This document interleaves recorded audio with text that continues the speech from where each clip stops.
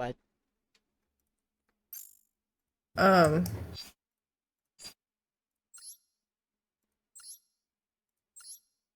was I gonna say? Are you still streaming? Yeah. Okay. Go ahead and make did. the. I invited you already. Okay. Join so I can kick your ass. Whatever. Shut your bitch ass up. Yeah, that match was a bad hand. I had a bad hand there. So. That's why it's called Airwater. Yeah, No. but you can't. What are you doing? Stop watching TikToks. What? I want to write a book. And I want to get pissed. What? Sometimes it's hard being with you, but I just want to be like a normal teenager. Know your bronze? It's not normal enough for you.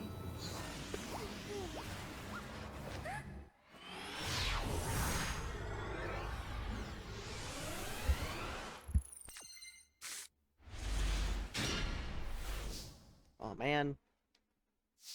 This is a weird hand. Fuck yeah! Fuck yeah! What?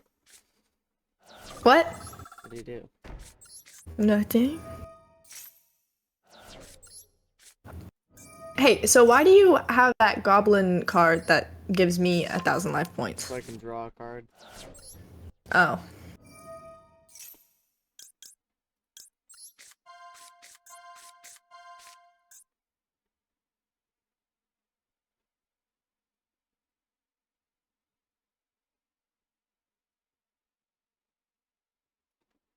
What are you doing? Eeny, meeny, miny, Oh shit, my bad.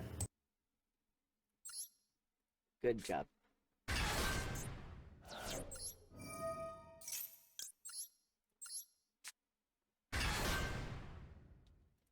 You're fried.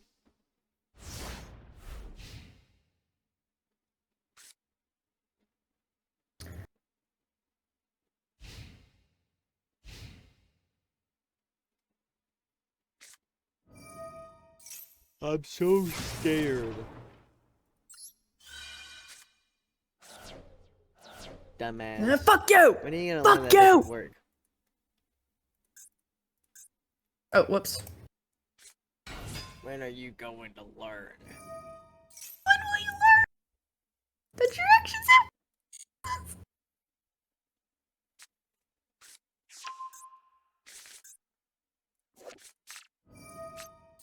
This deck is full of goon.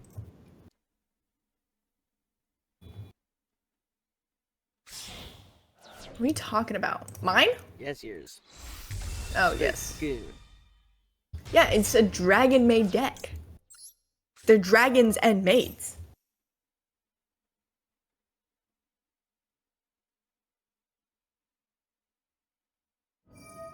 Fuck you, Damn, bitch. Fuck you, fella. You're lucky. You're lucky.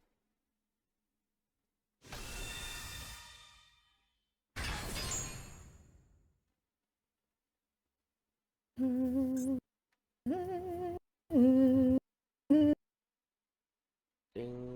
ding, ding, ding, ding. Sahur.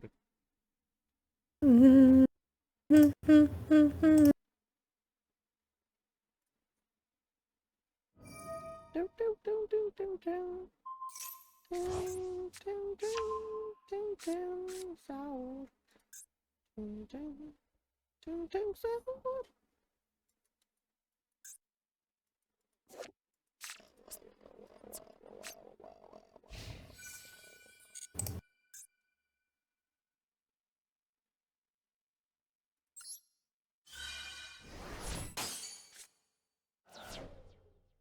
Dumbass.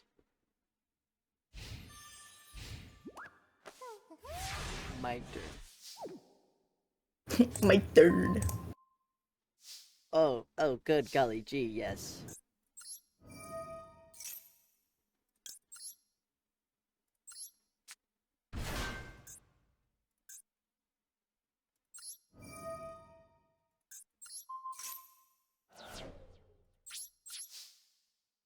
How about you go fucking die in a hole? No, I'm good. I think I'm good. A little toon cyber dragon. You ain't never seen that shit before.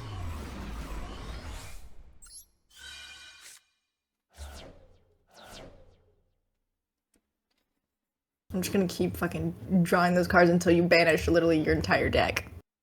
Yeah, it's gonna be hard. I have 22 cards left in my deck. And I'll kill you before then. You know my toon cards aren't the only thing that I have, right? I have an extra deck now. Means you're gonna get your ass folded.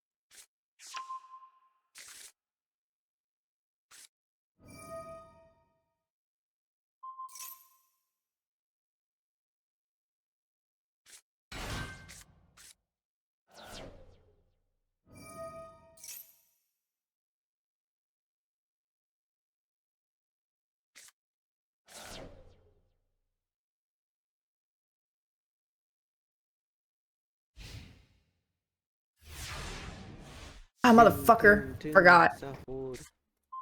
I forgot to do something. Okay, whatever. It's fine. Yeah, you're gonna die anyways. Are we serious?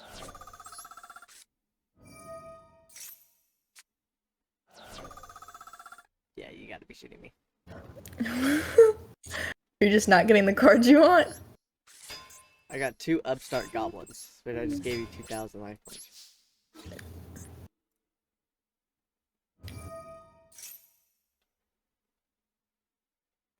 How much can I hit you for?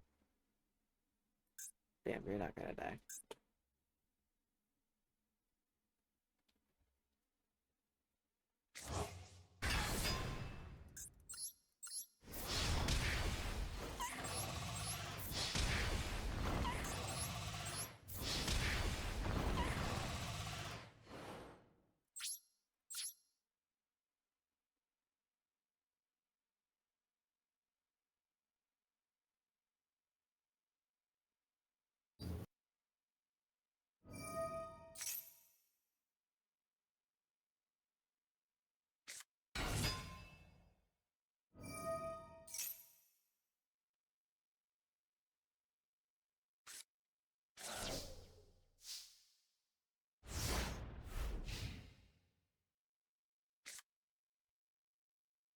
Love my little goofy deck.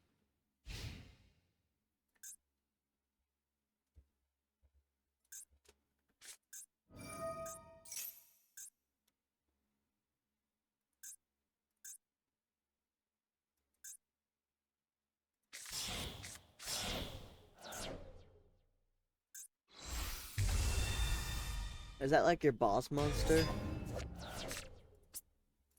Yeah. Still can't beat me. All this is futile, son. Oh shit, Stinky's getting scolded.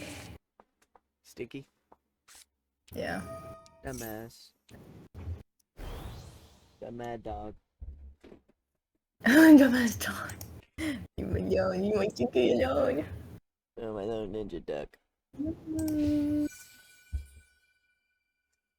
Oh, snore. And I'm snoring.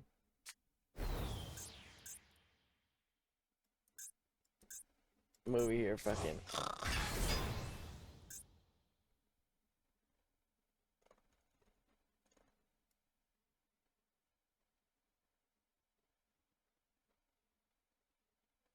Why that one?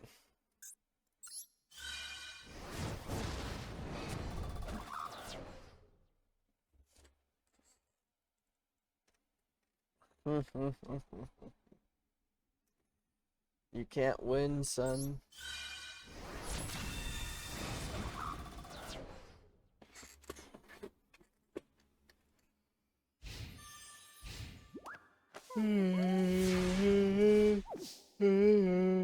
You know, I feel bad for you.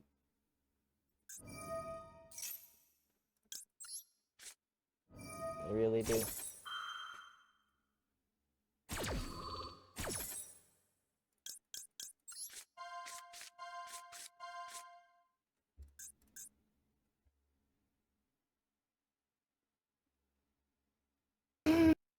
Mm.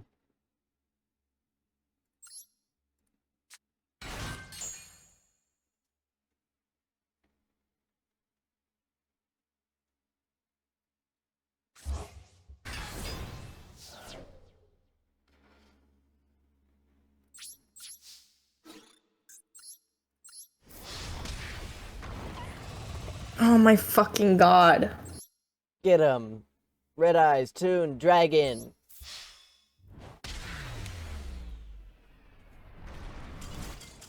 I love my Toon deck. This is so fucking dumb. Did you know that they censored the Harpy ladies? Instead of all that feathers, it was just straight tits in your face with like clothes covering the nipples. I looked at shit Oh up. no. Nipples. No, I'm saying. How scandalous. Well, this was like 19 something.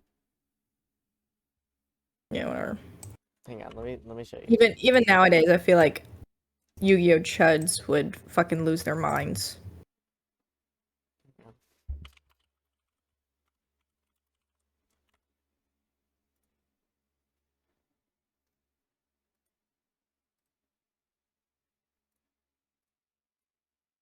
Here, look at these. What the fuck?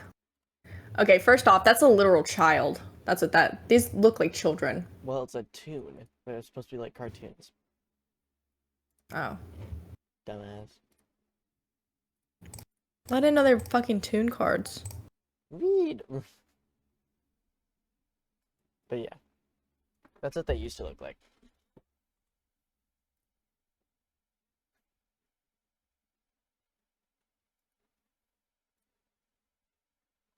Okay, well, can I, You wanna keep playing or no? No. Okay, you gonna watch a video with me at least? Because your shit... Yeah, I'll watch a video with you. Because your my shit is deck's just too overpowered as fuck. It's not overpowered. It's dumb. I just built it good. No, you literally just fucking direct attacks all day. That's a Toon. That's the Toon game. I'm platinum fucking 4. Ranked platinum 4, son. This shit. Welcome. Okay, we're gonna watch the boys do ghost hunts.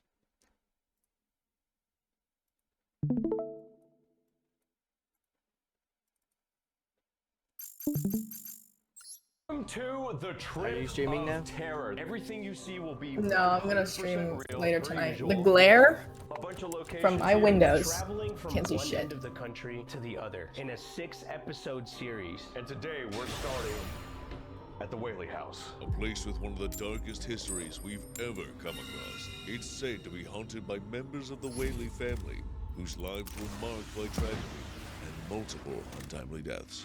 We are the boys, and this is the Trip of Terror.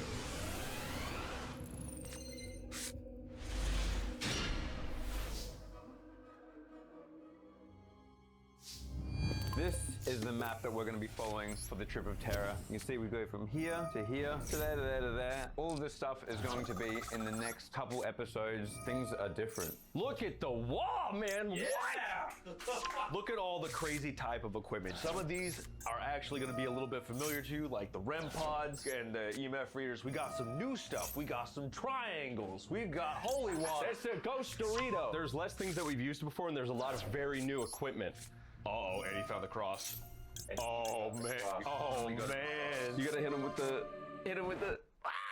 We also have, for the first time ever, probably well overdue, some emergency equipment. We have emergency holy water. We have emergency sage. Salt. We have salt. I know it's just regular Target salt, but salt is actually said to hold back spirits and stuff like that. You might be wondering where we are right now. Where are we right now? We're just in a little trailer on the street outside of the Whaley House. And in this little trailer, we have this, the boys' Eye of God. So in here, one boy is going to be able to monitor everything. Every REM pod, everything that we put in any kind of room, we can see on the monitor. Eye of God. If anything happens, if anything goes Literally off, we'll be able to phasmophobia. tell us and we'll be immediately able No, to literally. go in there, whichever room it may be. I think that's what they were going for. They literally set up the van that way. Taking this because we want to prove whether ghosts are real or not, whether spirits exist, whether there's anything out there beyond our own reality that we can finally prove once and for all if it's real or not. I want to see you get that haircut. I will cut my hair. If we can prove ghosts exist, if I see any of these fools standing right there in front of me, I'll shave my head. We're not missing a damn thing. I will shave my head. We have pored over spiritual texts and folklore and ancient rituals to put together the most interesting and insightful experiments that we can do to prove that spirits exist. And we're going to be using them all at different locations along this trip. We are not going to miss a goddamn thing on the trip of terror. We're going to get down to the bottom of it, starting with tonight. And if you're a member, you can join us on the road trip and be a part of the bus experience with us. It's going to be hours and hours of footage, interactions, the ups and downs. You can see it all because it's all going to be filmed, but that's only going to be to members. Members will get an exclusive vlog, not available on the main channel, every Wednesday before the video goes live. Everything that leads up to each location that we're visiting, you'll be able to see Wednesdays if you join. Hey, So I muted right you on now. Discord, Basically want like a whole side and I'm reality watching TV show to watch your for stream, trip of so terror. if Become a you member. try to We talk to also me have and there's like a bit of something very latency, that's why. special for you guys. There's even more? There's more. If you want to, if There you, you go. if you want to, You're good. we have new merch, Trip of Terror merch. Look at that. Hoodie. This is the coolest shit we have ever put out. I swear to God. It has every location that we're going to on the tour, and it is literally just the coolest Hey. collection we've ever put out. I'm super excited for you guys. Honestly, it's so good. We're getting tattoos at the end of this trip. Boys, I think we have to get into the whaley house. We gotta choose our equipment first, phasmophobia style. Yeah. Wait, who's staying in the... Shut up. Nose goes. Nose goes. That's not fair. He doesn't have to reach as far. Have fun in there, guys. I'm going to... This is all I need. We're gonna get down to the bottom of it with that. Yeah, I want this one and this one. Ooh, you know what? Maybe another one. What are you picking and why? I don't know what all this is. This is what I'm picking because Jesus. I was gonna grab every REM pod available and put them in every room. Yeah,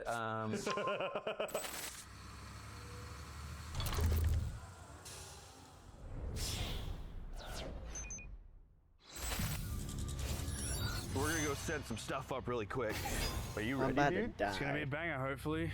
This dude's got 12,000 Oh, attack hell on yeah, my dude. ass. The first room. Can you take this top one? It's like the center, like right here. God damn, 4,000? I'm gonna put this like right here in the middle. Okay. He's adding more. Jesus. Oh, excuse me. You look for the power button. Oh, It's already starting? yeah. Whoa. Look, it's Oh already my god, the happening. lag is so bad. Let me The picture from up here. One of the tools that we're using is just a simple film Polaroid camera. Ghosts or spirits or entities, whatever it is we're communicating with, can sometimes Whoa, it went all the way up to blue. interfere using electromagnetic frequencies with digital cameras, which is Take a why picture, take a things picture. corrupt. Yeah, I was about to say, take a picture when it's going. Jack, once this round is done, why don't you go into Discord and I'll wait till it goes again. If put on anyone your was staying in the camera please to feel show free like to take a OBS. seat again. We're gonna take a photograph. Why? Join us in the theater. Wait for it to go off. Yeah. Can you please touch the light like you were doing I'm gonna before? count to 3. Never mind, you're there. Cheese. So I can basically like So my theory see what is you're that doing if you and use the video at the camera, same time you'll without be having to watch more your likely to stream catch and something be it's less super likely to behind. corrupt a film image. God, imagine if you went ahead and waited a minute for that to develop and it was just all super smudgy.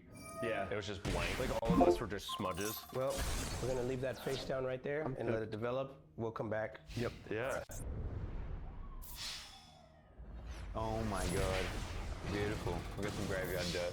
Don't ask where we got it from. Welcome to the first night in the trailer. I've got full view of all the boys here. All of the rooms are set up with REM pods and instruments. It's really cool to be in here right now. One of the things that I really want to explore during this trip is the fact that all the places that we're going to, they feature tragedies including children. And I think that Damn, I can't hear shit. I think if we go to each place and invite children's spirits to the next place, then I can't hear. I can hear you. I can't hear. So I put one there. Oh, The that's game? going off now too. Dude, the moment The game I said or the it video. was there. What the f? Well, you can watch my video while I'm streaming it on Wait. YouTube. Wait. Hello? Yeah, I see it. I heard that as well. Wait, hang on. Shh. You can't, because it's a camera now. You can't hear anything from my camera. Hello? Oh, shut the fuck up! Fuck you. I'm Noah. I'm small. It's back in here again. I'm so small. hello? There's some temperature drops In the child's room. Yeah. Right as that point. Right as I pointed at it. But we just heard something downstairs. Yes. Right after the REM pod went off, should we go finish setting up so we can intro? Yeah. Get back. Yeah. Unless something was in there and you want to show yourself again. That would be cool.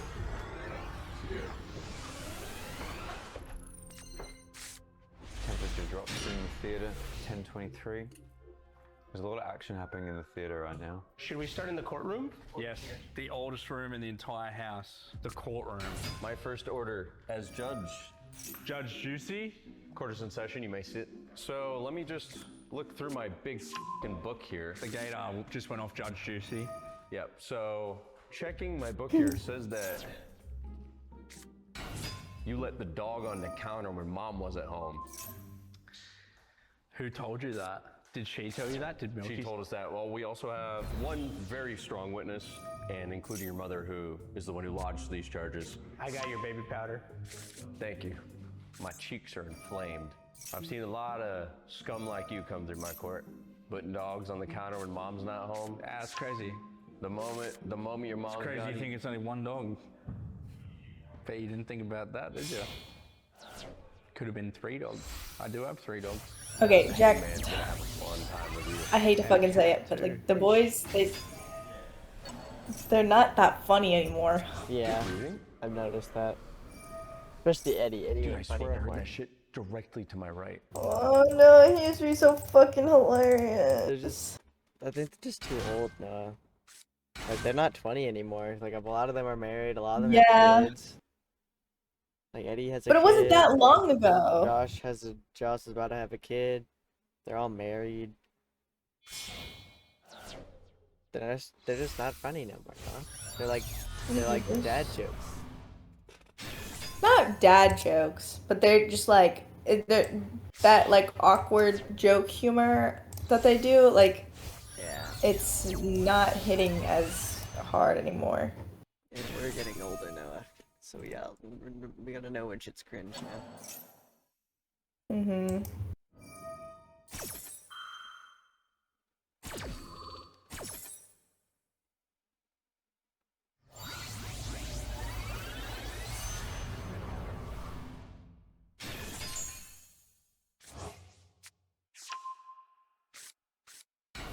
I think the downfall was when they stopped doing like video games with each other and started doing like real life shit, because the editing in video games, they could, the punchline to the joke could be edited better. Mm-hmm. But when they're in real life and they're doing like improv and shit, it's just bad.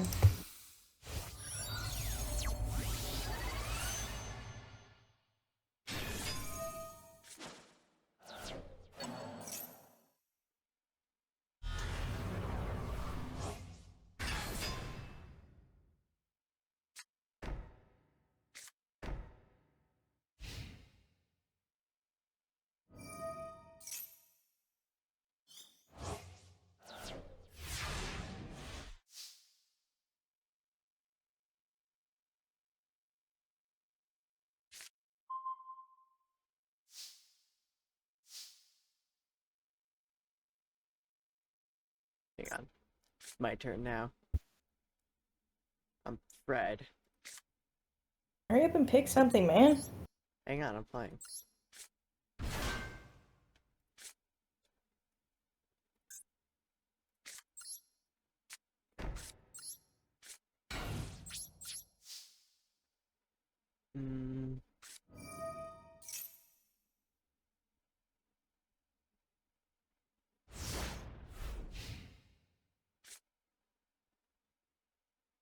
But that's the same fucking video.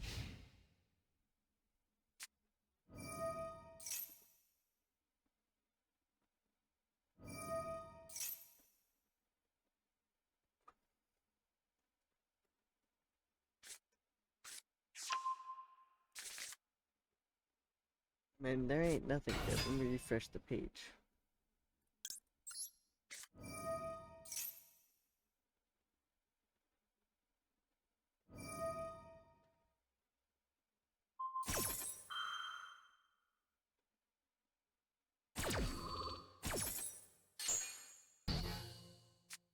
Oh.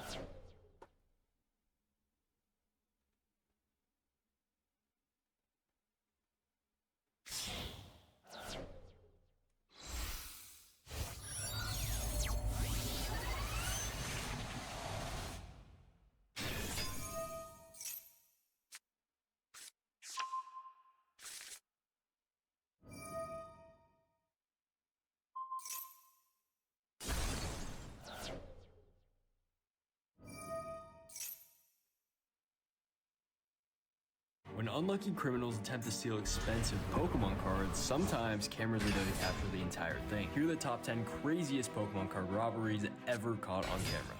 In 10th place, watch when these kids attempted to steal Pokemon cards from this vendor, but a hero stepped in just in time to stop it. When nobody was looking, the older kid put a card into his pocket with his phone, but this guy was watching the entire time and came over to confront them. Check his pocket. For real? Yeah, I've been watching them over there, bro. I'm missing a card. They were just on my table right now. 60? 60? Yeah. 60. Now, what about my card? Which card? Where's my card? I got my hungry. I just saw it. I'm watching you from my table. Turns out the kid had already stolen a card from this guy, so he made the kid pay for it. How much? 170. What's the take off? I need, I need This guy was a legend for the way he handled it. In 9th place, when this man walked out the store with $40,000 of stolen Pokemon cards, these MMA fighters put an end to it real quick. He just wanted this one, but the thing is they're tied together, so he ended up taking both of them. And all this is valued at how much? Together, like 30 to 40,000. Me and my friend jumped out of the car, cut him off, and then that's when we got on top of him, kind of used our like jujitsu to subdue him. Talk about being in the right place at the Jiu-jitsu. right time. 8th on our list goes to this heated moment in the middle of a trade. And then we got DJ again selling the What? Charmander base set. This dude said then we used our Hopping in out of jujitsu. there would be cool too. Just go On top of him, kind of used our like jujitsu to subdue him. talk about being in the right Takes time. place at the right time. 8th on our list. Kinda goes used to my this fucking heated Krav moment Maga in the middle to- of a trade. DJ again selling the Charmander base set. PSA 9, shadowless. Hopping in out of there would be cool too. Hey, cut this deal for 1 second. Yeah, what's going I on? need the snaps that you took from that booth. I'm gonna show you a video, and I'll just call security and call the cops. Just run those slaps. Run the slaps What? right now, or I will call the cops, dude. You'll be arrested today. These kids. Is it only two? There were a couple. I don't know. Those people? Yeah, I need all of them, or the cops are coming right now. Oh, I should probably. What? What's going on? After The kids these guys stole came Pokemon over to cards. sort out the situation. The kid gave me the money for him already. The kid on the left? $80 or whatever. How much did you guys buy? The right, dumbass. $80 or something. Oh, the right. 10. Okay. Okay. Man, I don't know what the fuck's going on in this video. Bought 'em, so, like, I'm not gonna. You bought them. Yeah. I'm So, gonna keep it from you. so 40 times 2, it was 80. I took it in at They're not 60%. gonna from you. So I You keep it because Yeah. I'm not gonna take. I'm not gonna let you be out the money and Just, that. Are you sure? yeah, we just got most of it. I feel bad.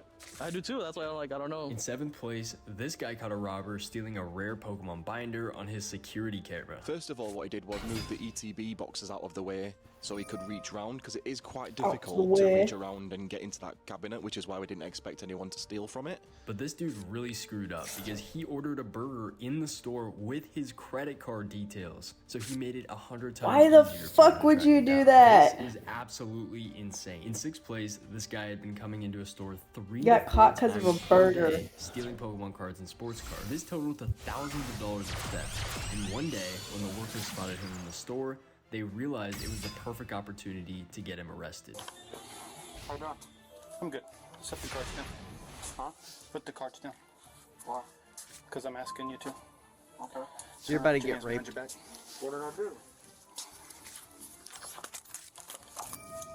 What?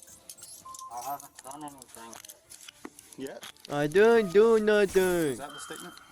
We're not done anything yet? Well, I haven't left the store. No, but you did back in July with all this same stuff in the same area, buddy.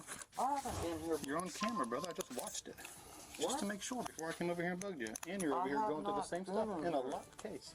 No, that box was sitting right there. We'll watch the camera in a minute. Walk out with me. I'll grab your phone. Dude, I've never been in this store. I live in Citrus County. Okay. Then it's a really upset thing that you drove all the way here from Citrus County to get arrested today. I'm not getting arrested because I didn't steal anything. Buddy, you sure are. So we'll talk about it in a second. Why am I getting arrested for stealing when I haven't stole anything? I'll pull up the video and let you watch it in a minute. Okay. It's pretty easy to determine who's who. I'm not going out that door. You're going to walk out here or I'm going to take you out here. It's up to you. Why? So you can walk out this door with me. If you take me out there, then you can say I stole stuff. Anything in your pocket's going to poke me, hurt me, cut me, stab me. No. Face my car. Face my car, boy. Baseball cards? Yeah, that's baseball cards. Gonna kill myself. I assume probably a bunch more baseball cards. Yeah, a bunch more baseball cards. Damn. I really enjoyed that. What's down here, man? Bunch more cards. Damn. All this stuff didn't come from here. And I didn't leave the store with this. You just forced me out the door. No, man. I didn't steal this. It's all concealed in your pockets. It doesn't matter. I didn't leave the store. That's how it works. I did not steal it. Sure. That's how it works. How can I be charged with theft when I did not steal it? How are you going to force me in here when I haven't stole? I didn't leave the store with anything. So glad they were able to put this guy behind bars. Up I next, didn't we leave have the store infamous with anything. Umbreon scam. This seller was opening a pack for a buyer on stream when he noticed that his pack had an Umbreon VMAX worth $1,000 in it. Gonna suspense this sucker. Oh my goodness. It might have been. We're gonna find out. I'm shaking. So he decided to ruin his reputation for good by switching out the cards for a cheap Leafeon VMAX. Oh, dude, a VMAX Leafeon. After this happened, he was banned from the platform for good. Definitely well deserved. The 4th place spot on our list takes a really strange turn. A TikToker and reseller named Brian met up with someone to sell an expensive graded Mew card, but this happened. I'll check it out. Dude, I haven't seen this card in so long. When did you buy it? I literally bought it today, bro. You bought it today? Yeah. It's popped like 400, pretty sure. Dude, that's a crazy card. You know what's crazy about this card? What? It was stolen from me like 2 weeks ago. Oh, really? Yeah. That Collecticon. You remember that? Bro, I literally bought it from some girl. Let me hear about it. Look. No, because I can call the cops right now. There's a police report on it and everything. I can show you that police report right now on Facebook. Look, bro. From LA. On I literally have the film too. Let me see it. Okay. Because this card's staying with me, or we can call the police. Because this card was stolen 2 weeks ago from me at Collecticon. And I'm pretty sure you were on camera there. Bro, I literally bought it right now, like a few hours ago. That's a good story. I would have said that same thing. This is a $3,200 card, you know that? So, yeah, this guy looks like a dumbass. 2, 4, 6, 8. Not to do with the camera, but this fucking cornball. 2, 3, 4, 5, 6, 7, 8, 9, 10. And then I can just tell you the rest. If it wasn't for the video proof, this situation could have been a lot worse for Brian. In 3rd place, a chase broke out inside of this Pokemon convention when someone got caught stealing a ton of rare cards. Stealing! Oh my god! What is that old person gonna do? Yo, are you serious? That's crazy. Then as soon as the thief got tackled, everyone in the convention started cheering. And a few minutes later, the vendor who was robbed got his stuff back and said this. Hey dude, I got a that's crazy. What did you steal? Can I see it? This is Pokemon. I guess nothing super high end, but it all adds up. He tried to do all of this cards, all of these cards. First he just kind of walked away quietly when I was looking, and I noticed him. He was acting suspect for 25 minutes. Yeah, for 25 minutes he was there? Taking some asking me random questions here and there. The second place spot on our list goes to the most stupid Pokemon robbery I've ever seen. This kid was talking to a vendor at a card show looking for the perfect opportunity to steal a $1,000 Shining Charizard card. But here's the catch. The vendor was filming, and the kid even acknowledges this, but still decides to steal the card. These right here? Okay. Oh, okay. God damn it! God damn it! God damn it! And after the vendor realized his card was missing, he put out a message on Instagram saying that if the card was returned, he wouldn't get police involved. So the kid messages him, and eventually the Charizard gets returned. But what's so funny to me is that in the kid's messages, he says he will probably never do this again. I mean, wow, that's some real accountability right there. For first place, this is the biggest Pokemon card theft in history, totaling to $1 million of stolen cards. Recently, anywhere between $200,000 to $1 million plus of secret rare Pokemon cards from Fusion Strike were allegedly stolen by a printing facility employee. The photo was originally taken back in October of 2021 when a customer came in the store with this huge amount of Pokemon cards. The amount of cards allegedly were anywhere between 5,000 to 20,000 in total. With that many secret rares and alternate artworks, you can imagine that that could take anywhere from 100,000 to maybe even 1 million or more booster packs to pull. With those kinds of numbers, the employees quickly realized that these cards were either fake or stolen. Well, it turns out they were actually stolen, so the card shop reported it to Pokemon directly, and they were able to get back all of the cards. I wonder what made them think that they could sell all those cards at once without anyone getting suspicious. Check out this video on screen to see even crazier Pokemon card moments. I don't give a fuck.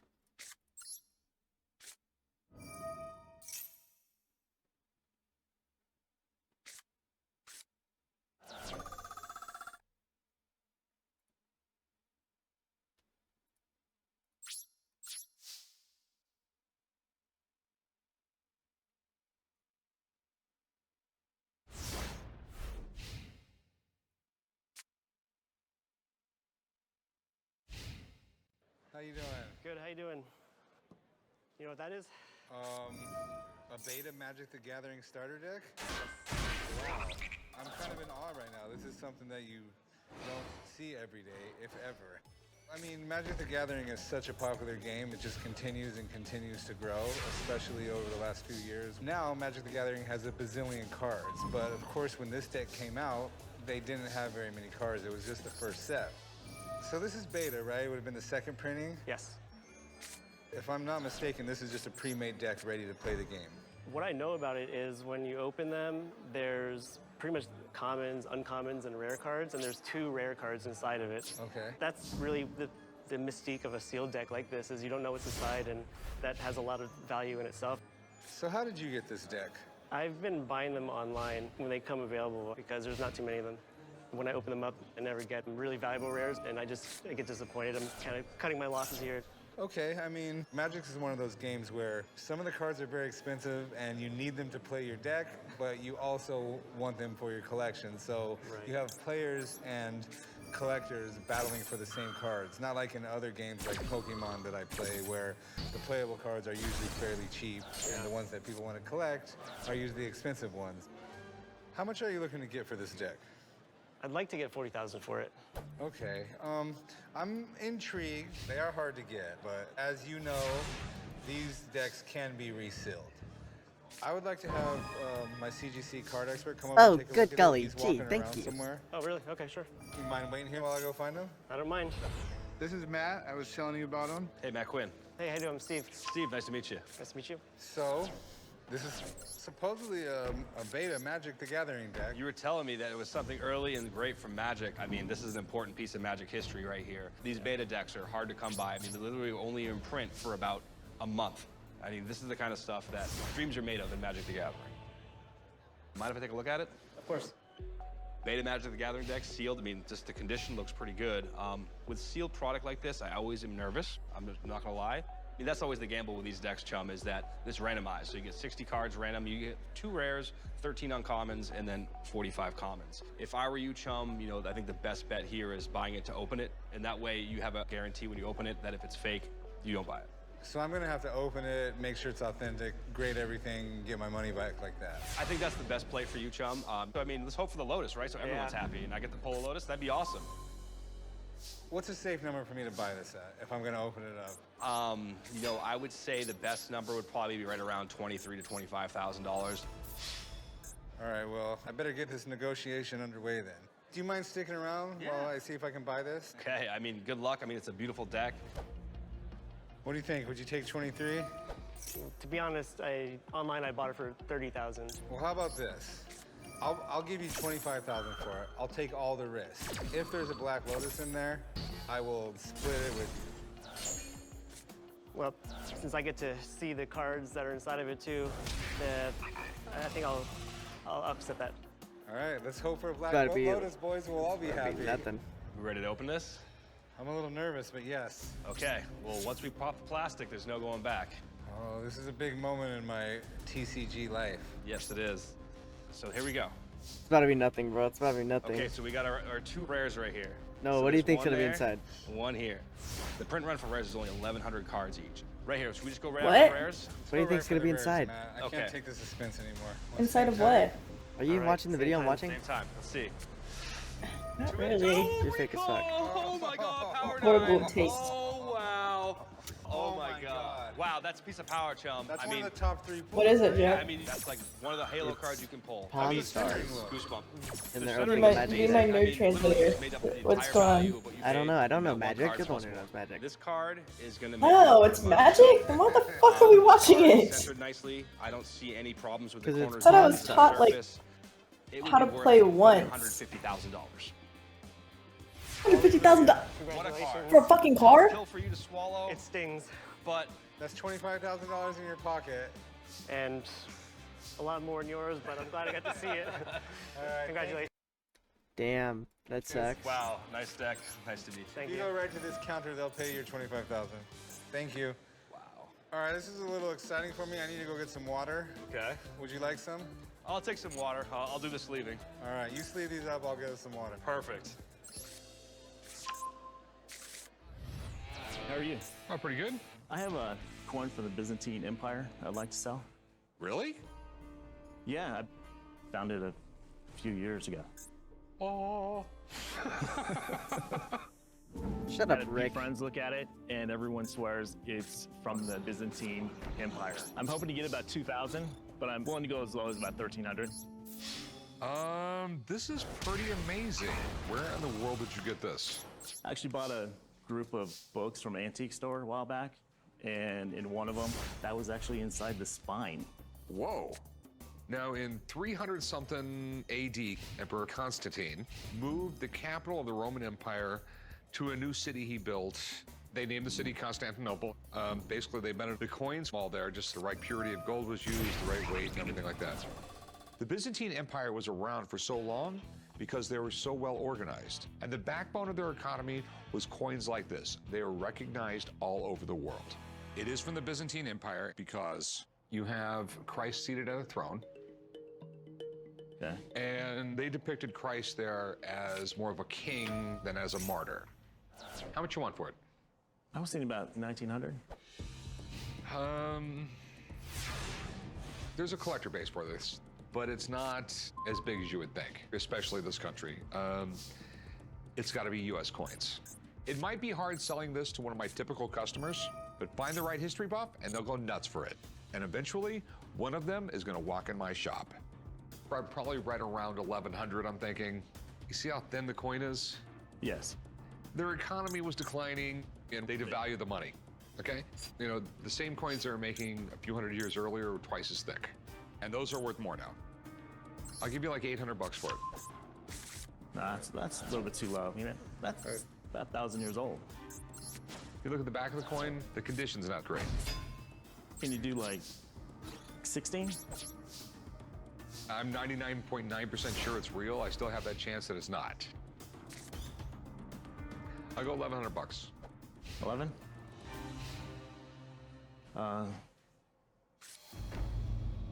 Yeah, I guess we can do 11. Okay, $1,100. All right, I'll meet you right over there. Yeah. Normally, I'd call my coin guy on something like this, but my gut told me just pull the trigger and buy it. Of course, I still need to call him because this thing needs a grade and a price. I have to sell the damn thing, hopefully at a ridiculous profit. Why is he just Hey, laughing man. like that? How you been? good. I'm feeling pretty good about this buy. And I wouldn't be surprised if Dave tells me I'm going to at least double my money. Here's the coin. Ah, it's fantastic. I specialized in ancient coins. That includes everything prior to about 500 AD and including the Byzantine Empire up to 1453. This is a coin of the Byzantine Emperor Constantine IX. He's on the reverse, and Jesus Christ is on the obverse, the front. And with this interesting cup shape that it has was introduced under Constantine IX. I have a comparison coin here for you, and this one was issued by one of his predecessors, and this coin is as flat as a pancake, and this one is like a shot glass. Okay, that is definitely cool. In Byzantine times, gold coins were very much out of the reach of the average person. However, merchants had very large transactions, and they would sometimes use thousands of these at a time. What year do you think this is? Well, this coin is not dated any more specifically than the reign of Constantine IX. So sometime between 1042 and 1055 AD. All right, I wasn't too far off. When they have Christ seated in a throne like that, I know that's from like the Byzantine Empire. Absolutely. So is it the real deal or? Looks good. Big question, what's it worth? Well, let's say for sure it's 1,000 years old, You very bitch. close to it. It's gold, but these are not always worth what people might think they are. Okay. I see these going typically in the marketplace today for between $700 and $1,000 in this condition. 1, 2, no cybers. That's it? No harpies, no cybers. I was just thinking it would be more. I mean, it's a gold coin that's almost 1,000 years old. What? It should be worth thousands. Nothing, And no, I just ran into a market that it What? is terribly undervalued. Talking to you, Yeah, because son. I paid $1,100 for it. You talking All to right, me? not the news I was exactly looking for. Lesson learned. I'll call you next time. Yeah, call me first. All right, thanks, man. Thank you. Have a good one. I always say that a little bit of knowledge is a dangerous thing, and I didn't know nearly as much about the Byzantine coins I as won. Thank thought God I I did. won. I might have to sit on this one for a while and wait for prices to go up. Hey, how's it Was going? that this entire time? Was that one game? By Yeah. Shoeless Joe Jackson. Damn! I'm gonna go. Goofy Odd Deck. I forgot you named it that. Yeah, hang on. I'm gonna go get my McGriddle. I'm hungry. I'm gonna come to your room. Okay.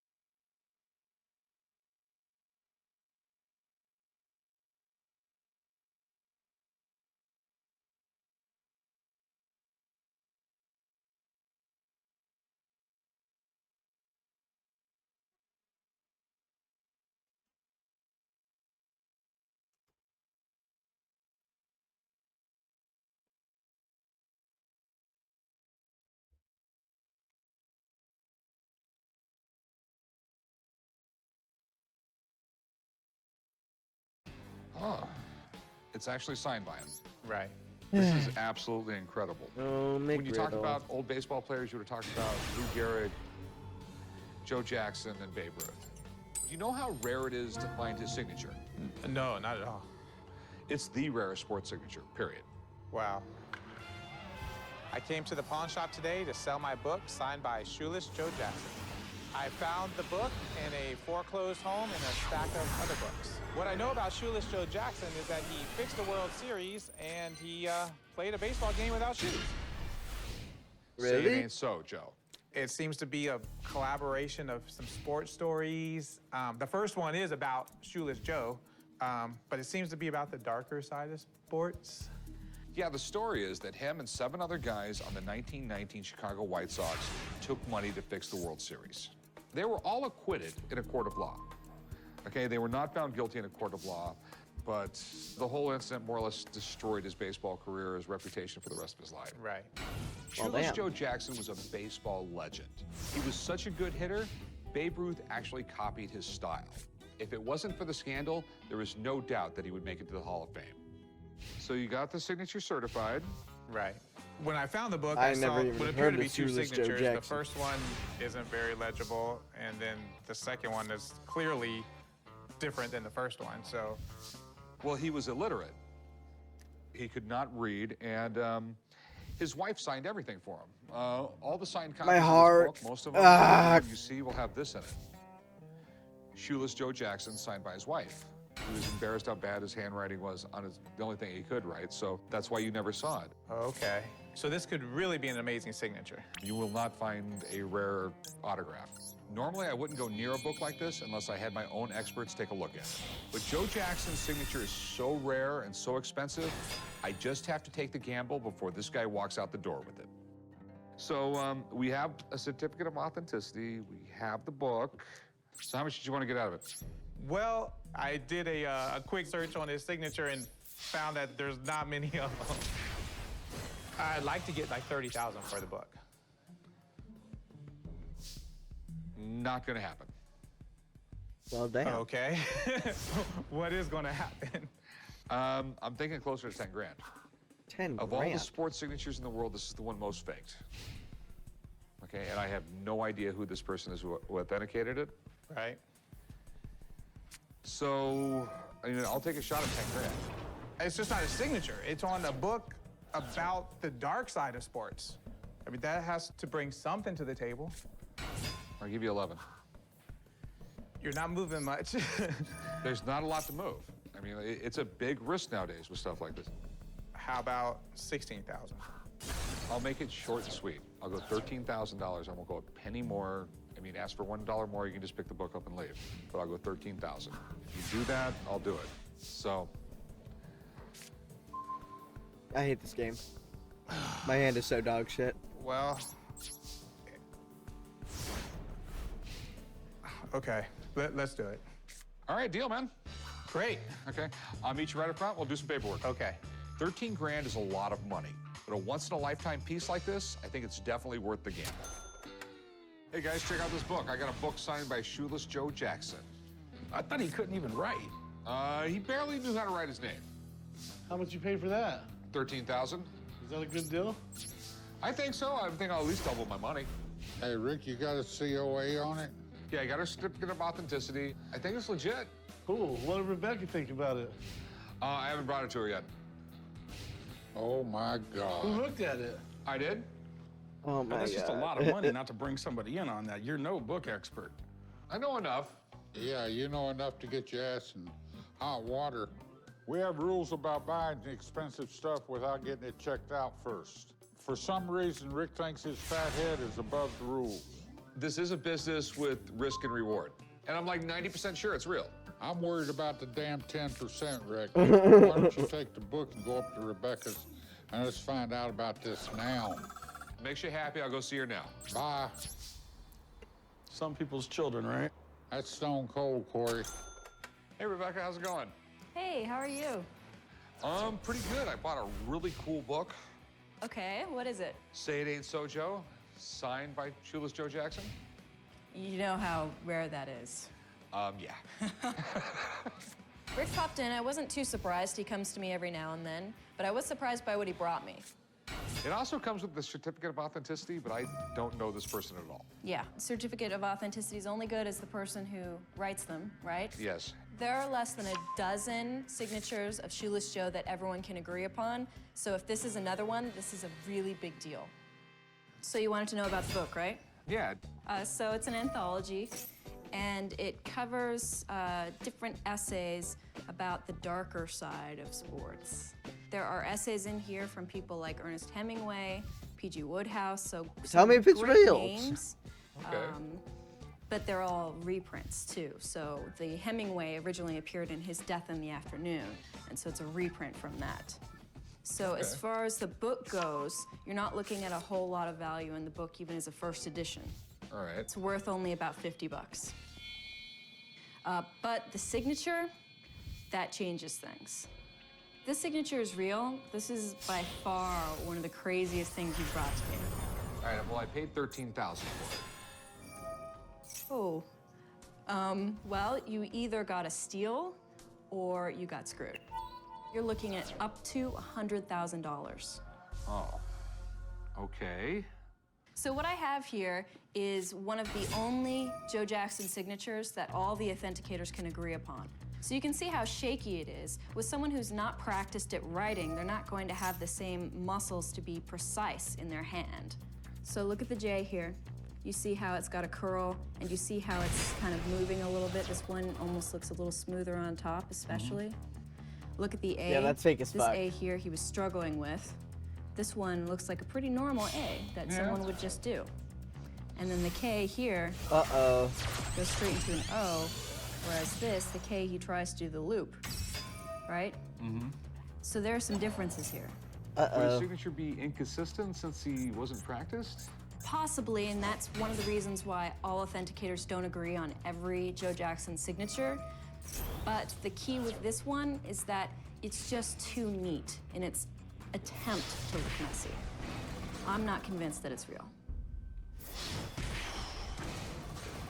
But it is so rare and so controversial because there are some signatures that all authenticators don't agree on. Mm-hmm. If you can get the consensus of the community, then you would still be good to go. All right, thanks.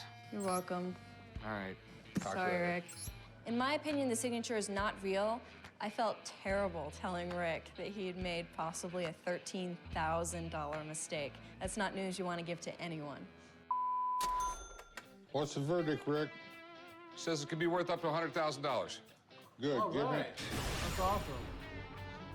But Uh-oh, I don't like a but. she's not fully convinced it's real. Oh my God. Wait, she's not fully convinced, or it's not real? In her opinion, she doesn't think so. So it's not real. Well, no, I'm going to send it off some more people. I'm going to try and get a consensus on this thing. You realize that could be like one of the biggest hits we've ever had around here. I don't know how many times my dad has lectured us about getting stuff checked out before we buy it. His ego finally got the best of him, and it cost him 13 grand. If you're not sure about an item, just ask me, Rick. Come to me. I could call someone for you or something. I'm going to send it off to some other people. We'll get a consensus. What the fuck people is think. Chum gonna do? All right? All right. No risk, no reward. I need to start taking more risks around here. No, you will not take risk. You're not allowed to. All right, guys, we have history in the making right here. What in the hell you got, son? My Shoeless Joe Jackson book. Earlier, Rebecca, my book expert, said that the signature on this Joe Jackson book that I bought for $13,000 may not be real. So I sent it off to an authenticator who specializes in sports, and I just got the results back. Let me see. Several factors became apparent during our thorough examination that prevented us from certifying the autographs, which means it's fake. It was drawn slowly, excessive pen pressure. The entire small case E in Joe's first name has been erased and signed over the original. Great job, son. Pretty much it's a bunch of stuff saying it's fake. Just shut up. Son. So I have a customer in the store with a painting that he says is painted by Rene Magritte. This thing actually might be real. So I've called in my art guy. I'm gonna have him take a look. And I got my fingers crossed. Chad, how's it going? Good to see you, sir. Here we go. Wow. Rene Magritte. It's an amazing painting. First off, Rene Magritte was one of the founders of the Surrealist movement, like Dali. Very dreamlike, very weird. He's from Belgium. From there, he went to Paris. You know, it's the 20s in Paris. This is the place to be. He hooks up with Picasso. At that point, he's not doing very well at all. He starts doing a lot of knockoffs. He knocks off forgeries. That's a nice word. All right, forgeries. He knocks off mainly Picasso. So there's a lot of people in the world with a Picasso that's fake, but it's a real Magritte. Okay. Which is ironic because really they're very similar. The price structure now is very, very close. So how do you feel about it? It looks very good. This is a very early painting. You can tell just by the smoke damage that's on it. Very typical of that time, everybody smoked. This hung for a very long time somewhere. The painting style is very, very him. The signature is perfect, but it's always a risk. Forgers aren't stupid. So what do you think? The bad news is my opinion means nothing. The only opinion that matters is the René Magritte Committee in Belgium. You have to take it unframed to Belgium, but you have to get the authentication. So what's it worth? So this painting has two states of being. One state of being, it's worth nothing. The other state of being, this is a $700,000-800,000 painting. But the market is moving very, very quickly. A piece that was worth $800,000 20 years ago is worth $3.8 million now. Cool. Thanks, man. Hey, thanks a lot. It's beautiful. It's beautiful. Thanks. Okay, so we have a little bit of a conundrum here. Yeah. All right, there's a few different things I could do for you. I'll give you 10 grand and I'll take all the risks. Or I will spend all my money, I'll take it to Belgium, I'll do everything for it, and if it turns out it's real, I'll give you 400 grand. That's a really tough choice. I'm straight up gambling here, and if it's fake, I lose all the money. I think I'll do the 10 grand. We got a deal. Thanks. I'll meet you right over there. We'll do some paperwork. All right, thank you. Appreciate it. I hope I didn't screw up. I ended up buying a René Magritte. I'm 99% sure it's real, so, you know, I shipped the Magritte painting to Belgium. The Magritte Foundation received the painting. They have it. They're looking at it. They have the final say, and if it's legit, it could be worth millions of dollars. And you know what? I can take you with me, and maybe we can find some other business out there, too. If it's real, we should take a bath in Belgium chocolate. This is the moment you've been Why does he waiting always for. laugh I've been at shit? contacted by the Magritte Committee. They've come up with a decision. They've told me I can come and pick it up, along with the paperwork saying whether it's real or fake. This could go down in the annals of pawn shop history as the best buy ever. I'm gonna walk in there, and they're gonna tell me my painting is real. And then you're gonna give me some money? You know what? Bonus is all the way around. I like it, I like it. That's if everything checks out. All right, let's do this. Your fingers aren't crossed. My toes are. And after this, can we go get the waffles? We'll get waffles. All right, celebration waffles coming soon. I'll be back in a few minutes. Hold on, before you go, let me put some chum luck on you. All right. I don't know if that's a good thing or a bad thing. It's a good thing. All right, I'll let you know. Oh my God, that took forever. Is it real? I don't know. What do you mean you don't know? There was like a clerk in there, and I showed him my ID. They handed me this. They handed me a letter. I'm gonna go sit down in the park and read this letter. Carry this. The business I'm in, you hear about somebody finding something amazing in their attic, going to a flea market and buying something that turns out to be a fortune. All right, Rick, you ready to see what $10 million looks like one more time? All right. And I work in a business where that can definitely happen. Dear Richard Harrison, the committee met yesterday and is of the opinion that the work presented is not a work by René Magritte. Thank you. Done. So what do you think that means? That means it's not real. Well, I had my doubts, Rick. Would you like me to point them out to you? Not funny. It sucks losing $10,000, but it's been a great ride. And in my business, you got to take risks sometimes. I took a risk, and it didn't work out for me. Really? It I didn't think I know work how to out, cheer you up, though. And it's inside of a warm building. Okay, let's go. You ready? Yeah. It's been a pretty fun trip out here in Belgium. We've done a lot of stuff together. I'll give you $100 for it. No. Can we have a moment of just quiet? Was that long enough? All right, so this is it, huh? This is it, 1964 Austin Healey. Damn, the thing looks like a Hot Wheels. There's no way I could get in this thing with the top on. My head would pop through the roof. Came down to the pawn shop today to sell my 64 Austin Healey Sprite. It's in very good condition. Maybe just needs a little tune-up, and I just no longer have any use for it. I'm more into the muscle car age. So where'd you get this thing? Well, I had a friend of mine that gave it to me about 10 years ago before he passed away, but I don't fit in this car at all. It's a little small. You think just a little? So it's an Austin Healey what? 64 Sprite, 4-cylinder, 2 SU carbs. Austin Healey's are British sports cars that were produced from the 1950s to the 1970s. Some of them are really fast, and some of them actually used to hold land speed records. But more importantly, there's a massive collector's market in the United States for them.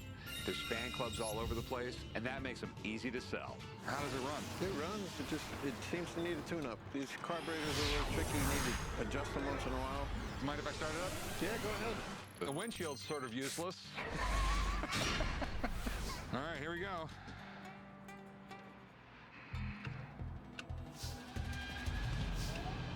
And nothing. Thought you said this thing ran. Drove down here and battery might have went dead. We got nothing. This guy said he drove this car down here, and obviously I believe him because he didn't bring it down here on his back. But if it doesn't start, that's really going to affect the asking price. Okay, so you drove this here. Yeah, I drove it here. I think the battery's dead. I've seen many of these cars before, and they can be pretty temperamental, so I'm not that worried that it doesn't start. Okay, so do you want to pawn it or sell it? I want to sell it. How much you want for it? I'd like to get 10 for it. I've seen them go for way more than that. You know what? I mean, they might have a few years ago. I just don't see them bringing that money anymore. You know what, man? I give you $4 grand for the thing. Just really hoping to get 10. How about like 9? I mean, $4 grand is really it. Max I can get is maybe 8, 9 grand out of it. Can you go 75? You know, man, I mean, $5 grand is my max, period. You're saying it needs a tune-up, and that's probably all it needs, but I was really hoping to get more. I mean, if you want $5 grand cash, I'll give you $5 grand cash, but that's all I'm gonna do. Cash money, we can talk. All right, $5 grand. Okay. All right, let's go do some paperwork, man. Spending $5 grand isn't ideal, but I know I can come out way ahead if it's a simple fix.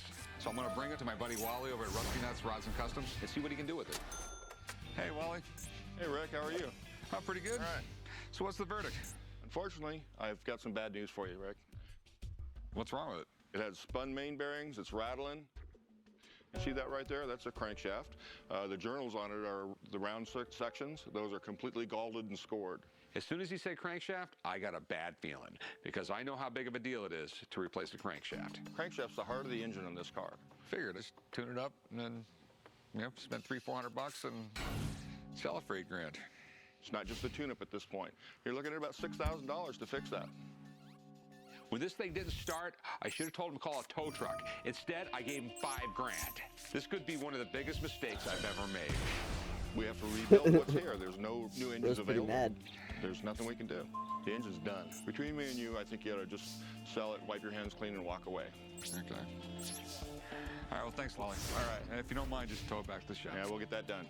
Sometimes it's best just to walk away from a bad deal before it gets worse. But a $5,000 mistake isn't something that washes down well with me, and I'm dreading telling the old man. What do you mean you got bad news? It needs a new engine, and we're screwed. What do you mean? I bought it for $5 grand. I thought it was going to cost like $300 to tune it up and sell it. Wally says it's going to need like $6 grand to fix it. If it's in good shape, I can get $8 grand out of it. That don't work. I know, so I'm not getting it fixed. I'm just going to try and sell it like it is, maybe break even, maybe lose a little bit of money. Well, I'm not going to sugarcoat it. I am pissed. When Rick shoots from the hip, sometimes he hits a bullseye. Sometimes he misses the damn target. And that costs us money, and I hate losing money. We all make mistakes. But this mistake shouldn't have happened. I'm 45 years old. I don't give a damn how old you are. If I take and make a mistake here, you're all over my ass. I just find this hilarious that you're sitting there, I'm 45 years old, I don't have to explain myself to anybody. You cost us our money, man, accept it. I haven't cost the company any money yet. Besides, it's my money. It's our money. Why is it when I spend money, it's our money, but when you do something around here, it's your money? That's the way the cookie crumbles. This right here proves that my dad, as much as he wants to believe he's perfect, ain't perfect. He screwed up on this car. Let's move on to the next one and let it go. You screwed up. End of story. I ain't saying another word. Yeah, okay. What do you got? I got something that a car guy just can't do without, and it's a sound tune-up tester. It doesn't fit through the front door, or? Well, it would be quite a challenge to get it through that front door. Why don't you bring it to the back? I got a storage place back there. Okay, great. Come on, Dad. I'm not sure what this guy has, but I am a car guy, so we might as well look at it. Haven't these things been replaced by a laptop? No, I think they've been replaced by a smartphone. I came to the pawn shop today to try and sell my son tune-up tester. I need to sell it because I just don't have the room for it. I'd like to get $600 for it, but I might consider a little less. Where'd you get this thing? Back in the day, I was a tune-up mechanic and used one of these, and about 10 years ago, I tried to find one, and I found a community college that had 10 of them in a lot. So you wanted one of these pretty bad. Why? Every once in a while, you run into a problem, you just can't figure it out. So you can either replace all the whole ignition system, or you can take a scope like this and put it on there, and you can fix exactly what the problem is. I mean, back in the day, this was a really big deal. You really needed one of these to work on a car. Machines like this were a great innovation. It saved mechanics a lot of time trying to figure out what was wrong with the car. Pretty futuristic stuff for the time. So how's this thing work? It's pretty simple. This measures volts and ohms, okay? This measured how much vacuum you're getting off it, and tachometer. And is that an actual oscilloscope? It basically is an oscilloscope, yes. It's a lot different nowadays. I mean, literally, you can just plug into the car and it'll tell you the coil pack is bad on cylinder number 7. But back in the day, you needed all this stuff. There wasn't as easy to test a motor. This thing is pretty outdated in terms of technology. But on old cars, some mechanics can actually use this. Should we just hook it up to the car to see what it does? Do you mind? No, I'd be glad to. So this arm swings out. I feel like we're about to go into surgery or something here. Oh, nice engine. All right, this goes on the number 1 plug wire, and on the Volkswagen, it's up here. This goes on the wire to the coil, which is right here. This goes to ground, and then this goes to the coil. All right, if I get somebody to start the engine up. All right. You're seeing where the points are opening and closing, and this is the coil that's firing.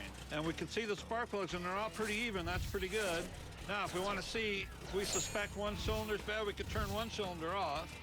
You're pressing these buttons. Are you actually killing cylinders in the car? Correct. And you can turn the car off from this? Sure. I'm impressed.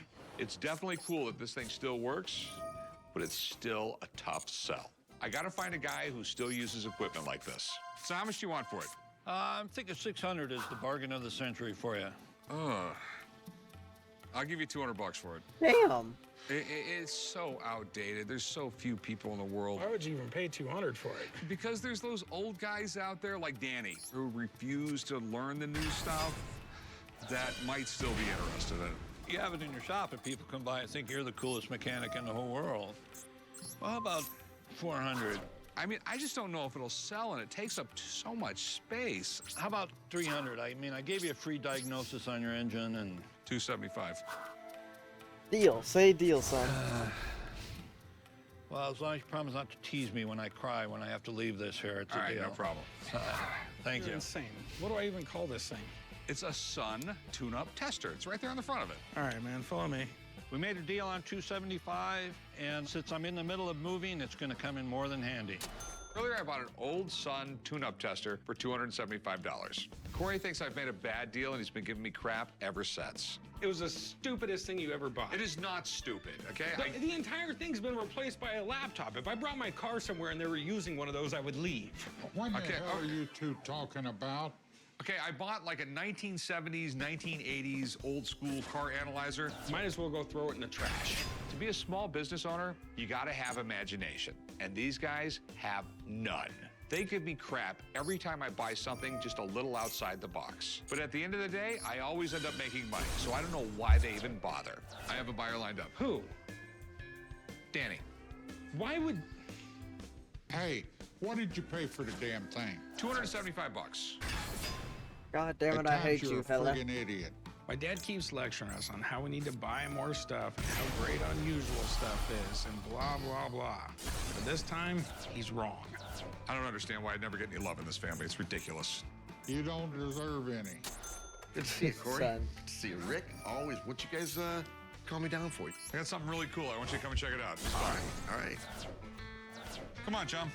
The guys usually call me to come down and check out either a car or a motorcycle. What or the anything fuck? automotive or truck What the fuck? related. Why does that thing We have don't see this 14,000 every day, attack? but Today they kind of flipped the script on me. Rick said, come on down, I got something for you to look at. I figured, okay, it's gonna be another car. No, piece of equipment this time.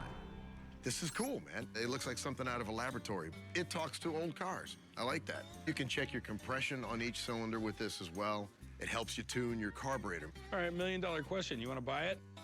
Hey, I was easing him into that, all right? Okay, so that's why you call me. Does it all work? It's cheap enough, and it does work. What's your definition of cheap enough? $500. This thing literally had to cost like $6,000 or $7,000 when it was new. 6 or 7, 6, 7, 6, 7, 6, 7, 6, 7, 6, 7, 6, 7, 6, 7, 6, 7, 6, 7, 6, 7. Noah, you there? Noah. Noah. What? Oh, you're here. Okay.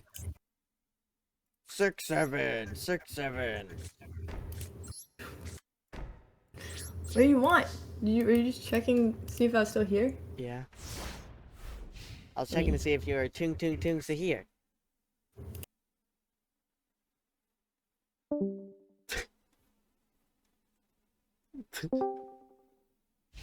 Never fucking do that again. Well... Never do that. I will physically come into your room and beat the shit out of you. What did I do? Being cringe, Jack. That's not Fucking cringe. That's brain rotted funny. to the core. Funny. No smooth brain. What do you give me for it? Melting out of your ears. How about $100? I'll be honest with you, Danny. I paid $275 for it. Give me a profit. You may have overpaid for this. By about how much? By about $175. $280. I'm only making $5, and I buy drinks tonight. How about this, man? How about $100 cash right now, and I'll buy the drinks tonight. Just admit it. You paid way too much for this thing. I'm never gonna admit anything. I'll see you tonight. Thank you, brother. I'll see you tonight, man. We'll have a good time. Okay, sometimes you gamble and lose, but I doubt if I'll ever hear the end of this. I guess I just gotta wait a day or two till my son screws something up, and everyone will forget about it anyway.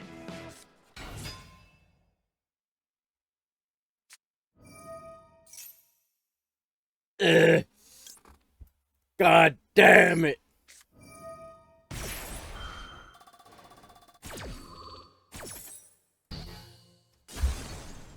Yu-Gi-Oh! Stories. Uh-oh. Is the Wi-Fi shutting off, gang? Not the Wi-Fi. My fan just got slower.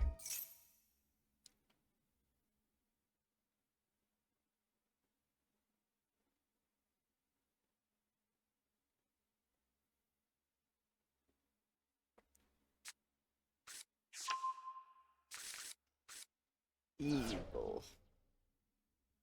Boom, boom, boom, bam, bam, boom, boom, boom, bam, bam, boom, boom, boom, bam, bam, boom, boom, boom, boom, boom, boom, boom, boom, boom, boom, boom, boom, boom, boom, boom, boom, boom, boom.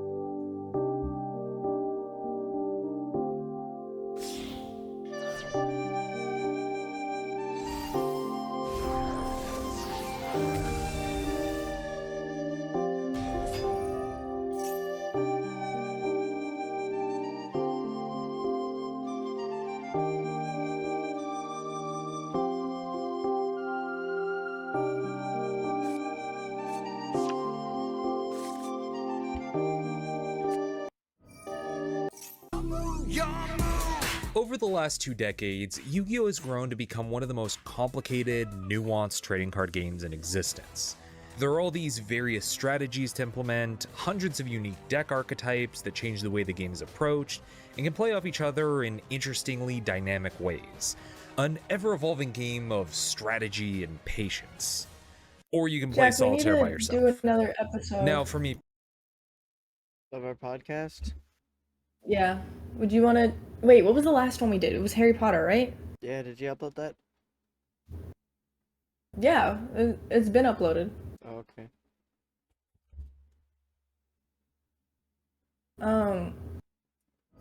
This next one, you want to do Yu-Gi-Oh? Since it's kind of a hyperfixation for you right now. I guess, bro. What do you mean, I guess? It's a yes or no question. Sure. Whatever. Will I survive this? No. No. personally, I've been playing Yu-Gi-Oh! Since it first made its way over to the West. What happened to your starter toon deck, decks, bro? followed the anime extensive. Man, casual matches are filled with fucking people better than fucking ranked players. And was always checking shops for the latest card sets. Surely this random gas station on the side of the highway has the newest packs, right? For years, Yu-Gi-Oh! Nurtured this love of card game mechanics in me and became the standard I would hold others to years after. Actually, the only reason I stopped actively engaging in Yu-Gi-Oh! Was once they were no longer putting out the handheld games on the regular, since that was the main way I could play it as someone growing up in small town Canada, where the local card game scene was Kaiser matches at the retirement castle. But after a near decade-long hiatus from the game, Duel Links and Masterduel have tricked me into getting back into Yu-Gi-Oh! Like some kind of nerd. And initially, I was put off by all the new mechanics they'd added since I had dropped off. I mean, what the fuck is going on here? Like every old man watching the news, I was scared by what I didn't understand. However, the more I practiced with the updated systems, the more I learned how much there was to modern Yu-Gi-Oh! From the speed of an average duel to the length and complexity of combos, everything has so vastly changed. Just trying to play a DD deck without an in-game automation system makes me feel like steam is about to shoot out my ears. Even the board the game is played on has been reworked multiple times over the last decade to accommodate all the changes that have been made. This is what the board used to look like. Now it appears like it's been a victim of Pimp My Ride. For better or for worse, Yu-Gi-Oh! Today doesn't remotely resemble what it looked like when I first started playing back in 2002. To put it in slightly different terms, it's like looking back at pro wrestling during the Territories era of the 80s and comparing it to modern wrestling today. Fundamentally, you recognize it as the same product, but in a practical sense, it might as well be a different beast entirely. And just like wrestling, old fans of Yu-Gi-Oh! Will not stop yelling about how the version they grew up on was way better, and the new era sucks ass. What I'm saying is the Blue Eyes White Dragon is the Undertaker of Yu-Gi-Oh! Though, to be fair, I do get where that frustration comes from. Seeing a game you used to play as a kid change so much. That might even apply to you. But what some might not understand is that none of these developments happen in a vacuum. Saito Konami didn't wake up one morning and make Nirvana High Paladin on a whim. These changes were informed by the game itself and its own natural progression. I think much of the bias for older eras of Yu-Gi-Oh! Compared to the modern equivalent is that many are missing the context of what led us from Dark Magician on the playground to Access Code Talker today. So that's what we're here to examine. And to be clear, this is not a dramatic history of the meta from the view of a competitive player. This is a casual's diagnosis of the game as it's evolved over the last 20 years. How did we go from setting a couple of cards and passing as an opening move, to doing a 10-minute combo to drop a full board of 3k monsters with multiple negates turn 1? When did we go from boss monsters like Blackluster Soldier to a troop of demonic theater kids? No, the other one. And at what point did card text change from a sentence of flavoring into the entirety of James Joyce's Ulysses? Well, after weeks of dueling the masters up in the mountains, reading every card Konami has ever printed, I've arisen to be the new king of games. So I'm here to answer the ever-important question that's on everyone's lips: what the hell happened to Yu-Gi-Oh?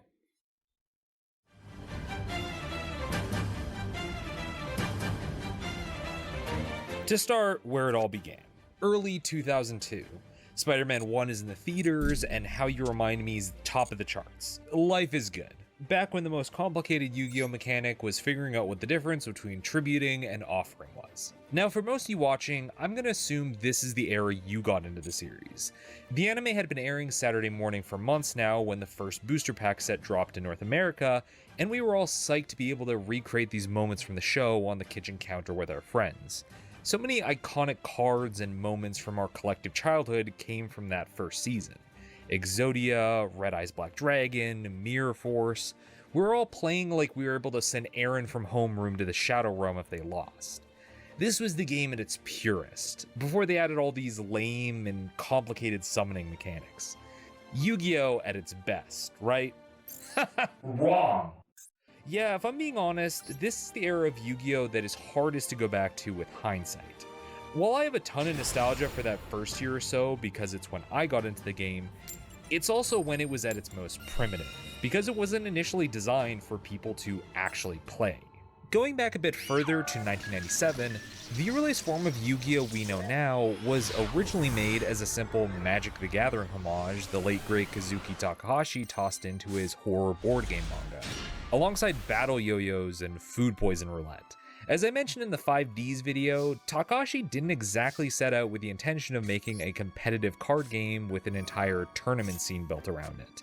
He just wanted a quirky card game for his characters to play that allowed them to summon demonic creatures to traumatize the elderly with. But after hearing all the positive fan responses to Duel Monsters, Takahashi chose to make a hard pivot on the series, refocusing the entire manga on the card game.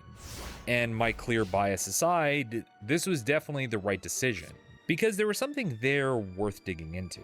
Starting off with the basics, you had a handful of cards to play, there were monsters to summon that could attack your opponent or build your defenses against attacks, magic cards that could trigger a variety of effects to give yourself an advantage, and trap cards to counter your opponent's moves. An immensely simple design that allowed for an infinite amount of exploration of how all these mechanics could interact with each other. I don't think anything speaks more highly to the core of early Yu-Gi-Oh! Than the fact that these fundamental systems are still what we use today. Everything that's been added and changed over the last 20 years continues to be built around these original concepts. However, it took a minute before Takahashi and later Konami, the eventual rights holders of the physical version of Yu-Gi-Oh!, would piece it all together into a cohesive game. And it shows when you re-examine that initial design, namely in how it translated between the paperbacks of the manga to the cardboard of the physical game. Much of the Duelist Kingdom arc after Takahashi shifted the series from the random tabletop games towards the Duel Monsters cards was trying to figure out what the rules of the game really looked like and how a story could be built around it. So solutions to problems often took what literary scholars have titled a fuck it we ball approach. At times, the way a duel unfolds had less to do with intricate strategy and the way cards interact in a quantifiable way, like one monster having more attack than the other, but arbitrary systems that Takahashi came up with on the spot. One of the conclusions to a duel is Yugi having his stone soldier destroy the moon to change the tide so that all the fish get beached. Like, how do you even translate that into a card? It played less like a structured card game and more like a D&D campaign. Hell, they play a virtual D&D version of the game, and it makes about as much sense. In terms of the actual rules of Duel Monsters, life points for duels were kept at a low 2,000, compensated by the fact no one could attack directly. But this results in many duels devolving into one character summoning their big ace monster, and the protagonist turtling in defense position until they can figure out how to light this giant moth on fire. There was also a field effect design to the board where monsters got stat bonuses if they were placed on the right habitat, which was eventually simplified into field spell cards once it was realized having game mats with different field compositions would be a logistical nightmare. To be clear, none of this is meant to dump on Takahashi's early work, just that sometimes an idea takes a bit of refinement. Actually, looking at the series go from Duelist Kingdom to the Battle City arc afterwards, I think it's fascinating being able to see a card game figure out its own design ethos in real time, working out all the kinks as it goes. The first arc of the series was basically the beta test for the game, and the kids of Japan were going to be its playtesters. Now it's worth mentioning here that before we got our first booster packs in North America, the OCG, the version of Yu-Gi-Oh! Printed by Konami in Japan, spent the 2 years prior buffing out the game's rough edges. Originally, the physical card game actually looked exactly how the anime and manga initially did, where monsters didn't require tributes and you could play one spell a turn. That is, until they realized nothing was stopping anyone from playing Blue Eyes, Dark Magician, and Guy the Fierce Knight almost exclusively because they could steamroll through any other monster. If you ever wondered why characters ever bothered playing low-level monsters when they could summon something like Sujin for free, players in Japan had the exact same thought process starting off. Every character in the anime having one boss monster they could play instantly works in a narrative vacuum, but real-life players getting their hands on the game put a stadium-sized spotlight on the flaws of that original design. Playing this version of Yu-Gi-Oh!, it feels like a boxing match where both boxers are just throwing giant haymakers hoping they land the winning hit. Oh, was that Not a Mirror lot Force? of technical skill going on. Good golly. Without having someone to script the entire duel, the game came off as incredibly unbalanced, where the winner came down to whoever drew their blue eyes first that the other person didn't have a trap hole to respond with. This is largely why Takahashi had to make later revisions on the way the game was played in the series, because after the first booster pack and starter deck released in Japan, Konami could see the card text on the wall and decided to put out the expert rules, the version of the game that we would come to know.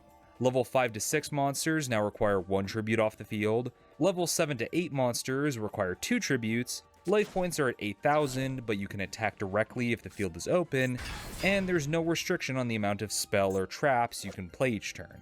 The only limitation now was on cards Konami deemed too powerful to let players have multiple copies of, like Dark Hole or Raigeki, just as a way to keep the game balanced.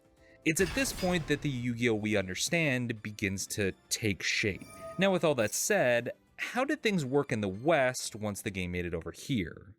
It's the newest craze, Yu-Gi-Oh! Cards, and if you can get your hands on them, consider yourself lucky. Well, the first year or two of the TCG is the peak of the playground meta. Speaking from experience, the early 2000s was the Wild West of trading card games at schools. Shit was wild. With Yu-Gi-Oh! In particular, because the game was so poorly explained in the early anime, since it was still working off the first draft of rules, and card sets initially didn't come with the revised rule books unless you got the starter decks, kids in the West were mostly left to figure things out for themselves. This led to many playing the game similar to the way the anime presented it, making up their own effects for monsters, summoning without tribute, and if you even attempted to explain what a limited list was, you were shanked in the cafeteria as a false prophet. With enough time though, kids learned how to read well enough that they could actually understand the rules. But grappling with the player base's own literacy wasn't the only struggle the Yu-Gi-Oh! Card game had at this point in time. For starters, and I'm sorry I have to break the news to some of you, but high-level monsters, specifically ones that require 2 tributes to summon like Dark Magician and Blue Eyes White Dragon, weren't actually as good as you remember. You were tricked by marketing. You're a victim of propaganda. While some may remember these as being the crown jewels of the playground, the reality is that once the expert rules were implemented into the game that require anything above level 7 to require 2 tributes to summon, cards like Blue Eyes went from the most optimal monster you could play to you can run 1 in your deck if you're that down bad to roleplay Seto Kaiba. And I do get that desire. Early on, few high-level monsters were worth the investment of 2 tributes, since it never resulted in anything more than a bigger beatstick that might not even have better stats than what was tributed to get it on the field. Plus, since it was rare to have more than a couple monsters on the field at this time, dropping everything for a single monster made you more susceptible to a Stray Fissure or a Man-Eater bug, leaving yourself wide open to get punished. And that's if you can even summon it at all. Punished. Trust me, having a strong monster to barrel through your opponent's board feels great. But if you never get the necessary tributes to summon it, the card just rots in your hand.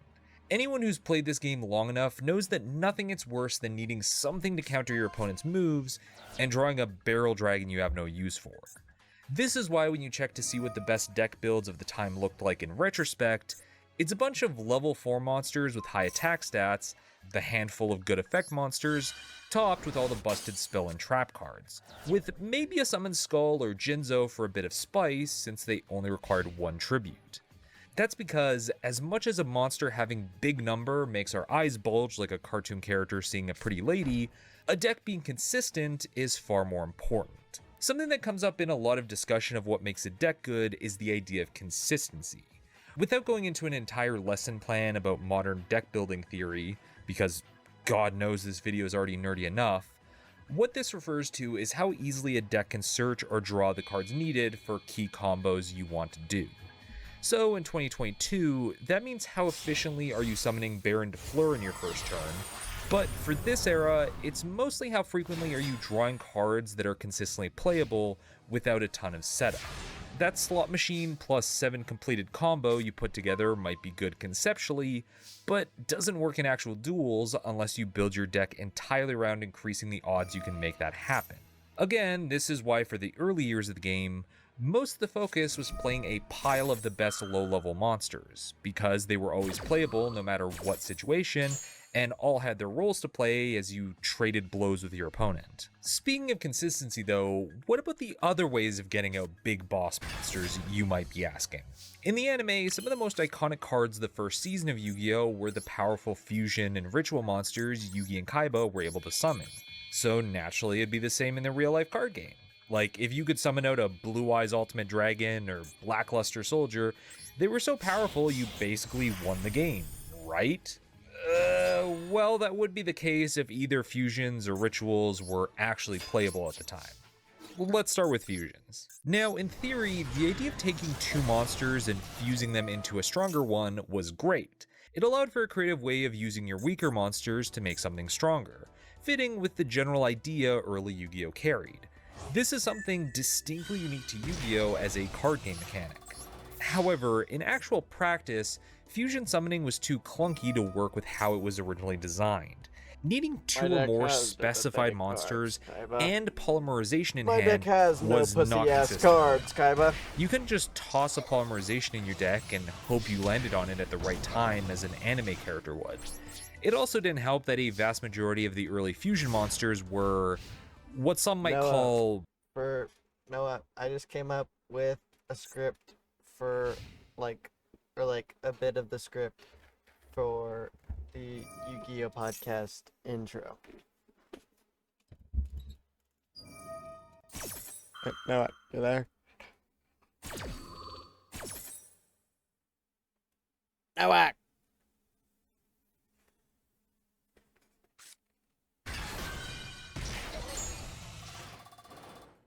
Noah?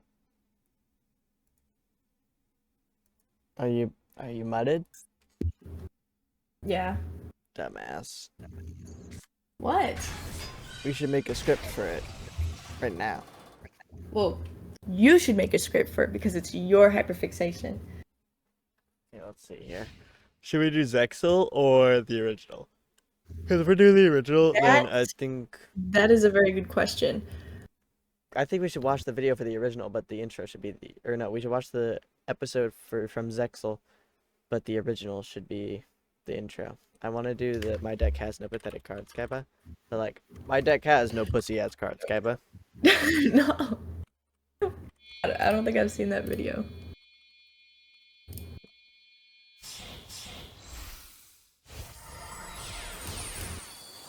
Okay, that's a meme. My pathetic grandpa's deck has no cards. Hang on. Pathetic grandpa's. Bit of a little mix. Cards like my friends believe in me. Draw your last pathetic card so I can end this, Yugi. My grandpa's deck has no pathetic cards, Kaiba. But it does contain the unstoppable Exodia. That's you! Impossible! Yes, I've it assembled all 5 special cards, all 5 pieces of the puzzle. Okay, we gotta edit to where the pictures of like on the cards are completely different, just like, and it's something else. All 5 pieces to fucking... What should it be? I don't know. That's the thing. It has to be like funny.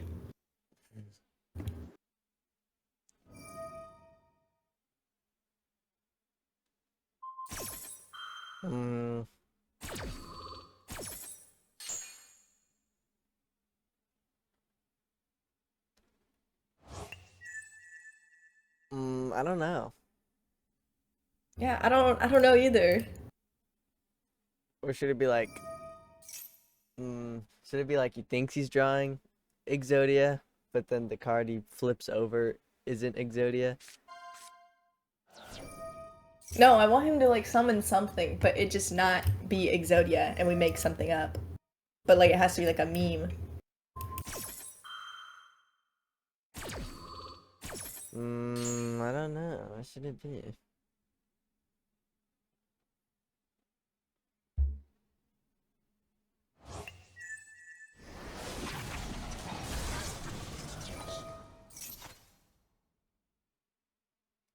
I don't know. I wanted. I kind of thought of like, it's like I got this, and it's like impossible. It's like yes, your mom. But I don't know what picture it would be. Maybe just like a cross-dressed Kaiba. Kaiba with lipstick. Yeah. We're gonna search up girl Kaiba. Gender bent Kaiba. Yeah, exactly. Your gender-bended self. No. No. You as a femboy. Instead of Seto Kaiba, it's Femboy Kaiba.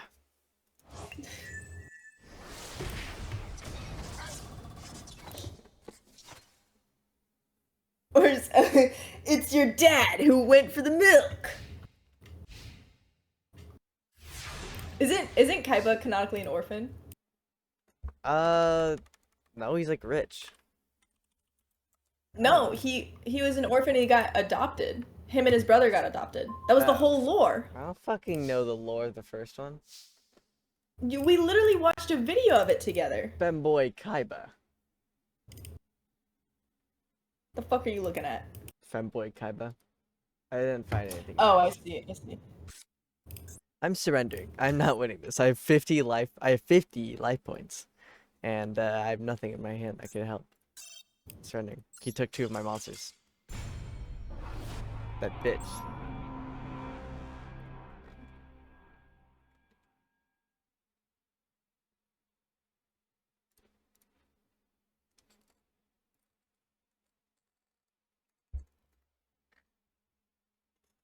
I've summoned all 5 pieces of your family members. And guess what, Kaiba? Your dad's card has no picture. Since your dad is out of the picture. No, okay. No. you tried it. It didn't work. Move on. You get it, Kaiba, because your dad is out of the picture. Oh, okay.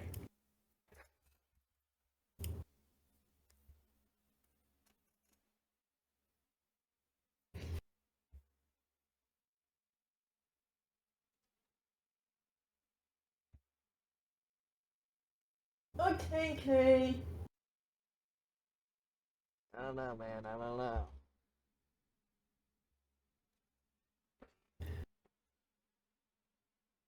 What's Yu-Gi-Oh! Poker Night? The hell is that? We'll watch it. Where? Oh. I feel like I've seen it right there. Oh yeah, I've definitely seen this. I don't remember when. Yeah, I don't remember what it's about, but I do remember. You got it, Mrs. P. I'm trying to leave your boy with enough money for rent. How about it, fellas? You feeling lucky? Luck has nothing to do with it. You're just a terrible poker player. This is my new buddy from work I told you about. Yugi, meet the guys. Yugi, was it? I'm Chuck, and this is Dan. Say hello, Dan. Is that a belt around your neck? Yes, it is. And this is my Millennium Puzzle. He's from out of town. Anyway, you play any poker, Yugi? I love cards. My grandpa told me to always believe in the heart of the cards. Okay, shut the fuck up. What can I say? The kid loves cards. Game's 5-card draw. One-eye jacks are wild. Okay? Sounds good to me. No problem. Excellent. Pick up your cards there, buddy. I have no need. Okay. Anyone else? 2 for me. I'll take 4. Well, I'm gonna raise you fellas $2. I'm out. Of course. Chuck? Oh, too rich for my blood. How about you, Yugi? You gonna fold like these chumps? I don't like that smile on his face. He could have anything in his hand. You have to believe, Yugi. When you have faith in yourself. He doesn't do this at work, I swear. My friends believe in me. I can do this! This hand's not over yet, Dave. Reveal your cards. Read him and weep. 2 pair 8s over 3s. Not so fast. Your overconfidence has been your undoing. Your 2 pairs Oh might my be god. impressive, This but is you so will fucking find that it will cringe. take more than that to defeat an opponent who is pure of Well, heart. not cringe, it's the most a powerful secondhand thing in the world embarrassment. is Good friendship. God. So allow me He's to still going. introduce you to 3 of my oldest friends. The 3 Jacks! What the actual fuck? And now, my Jacks, draw your weapons and destroy his 2 pairs!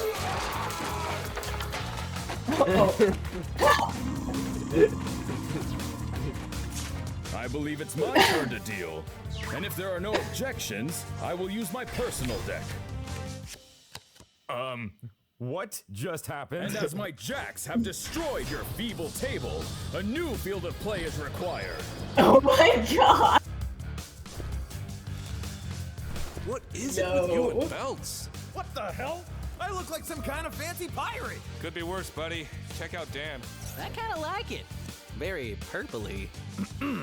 If you are quite finished. Oh, sure. 2 cards is all it will take for me to defeat you fools.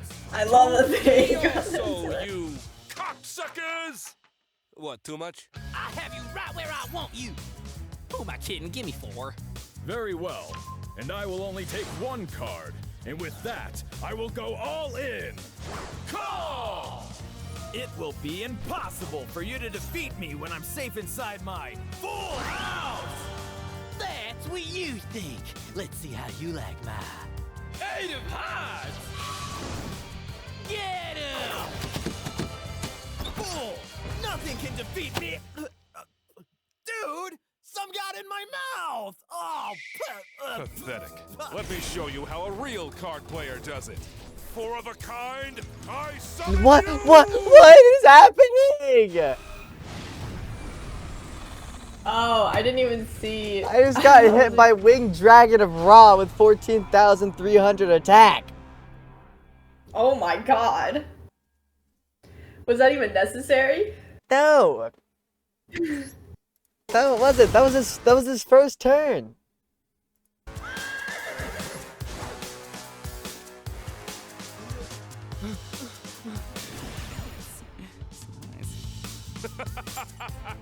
Quit with fear, Chuck, as I turn your full house into a house full of blood! Come on, dude, it's just a game! Oh my god. I get it now. House full of Chuck's blood. Good one, Dave. I think I pissed myself. What the fuck?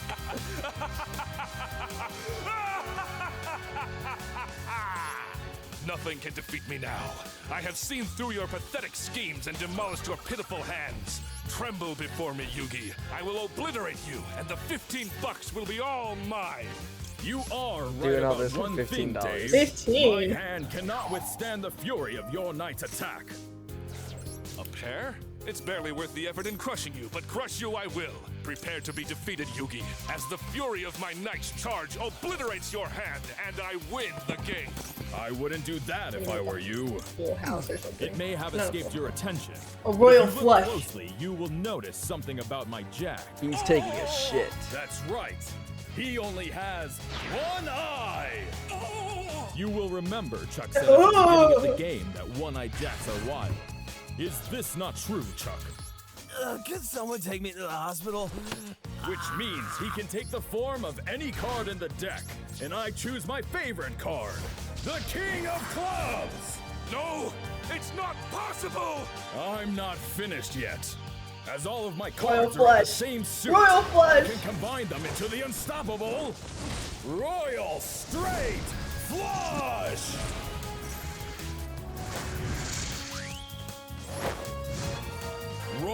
straight flush. Obliterate! What on earth is going on down there? Just playing cards, Mrs. P. Chucky, you boys better not be making a mess, or there will Oh be my big God. trouble. Why is there a huge penis in my kitchen? Chucky! Wait, what? Oh. Okay, that was sick. Completely forgot about that. I won. The guy left. Did he, I was about to say, did he surrender? Yep. I would.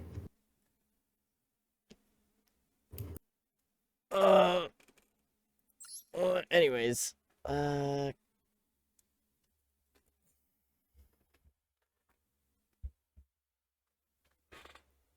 we need lunch tomorrow.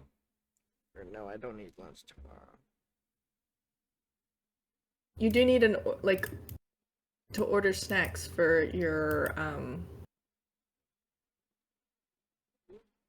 for when you go out of town. And you also need to order me that thing that we were gonna get from Micro Center.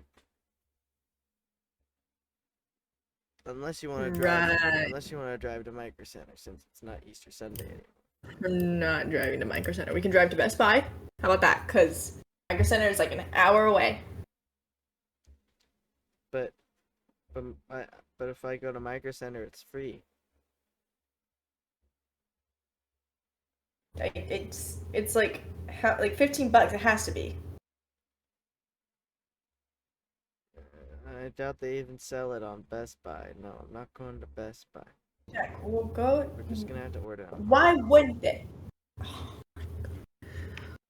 Fine. You're the one who has the card, so why don't you order it? Well, from where? Online? From Micro Center? How would we would it even come in on time? You're leaving what? Not tomorrow. You're leaving Wednesday morning. No, maybe you should have thought of this. Jack, I will beat the shit out of you. Are you kidding me? This is your shit that you wanted, like, from Micro Center specifically because you have that card. I don't even think I can order things from Micro Center online. Fucking, like, DoorDash it or something. Or, no, you can. I don't can look it up. Oh man, calm it down. Getting a bit aggressive there. Oh my god. You're stressing me out. I'm gonna go kiss Stinky. Fuck Stinky.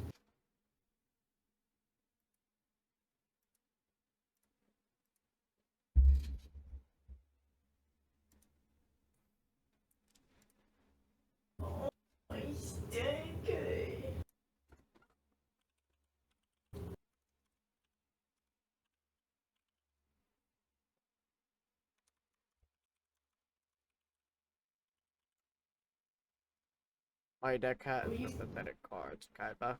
You think? My deck has no pathetic cards, Kaiba. Ooh, being stretched. Shut up. Anyways.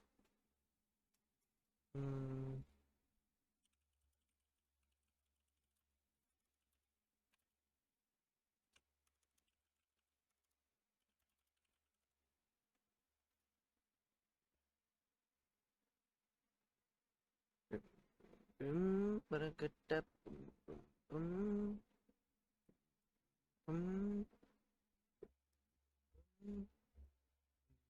boom, boom, boom, boom, boom.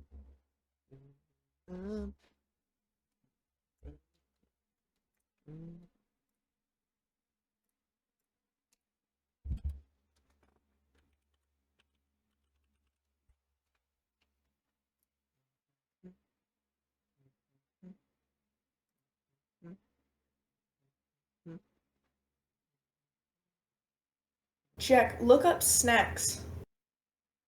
If you don't know what snacks you want. Yeah, Micro Center ain't got shit.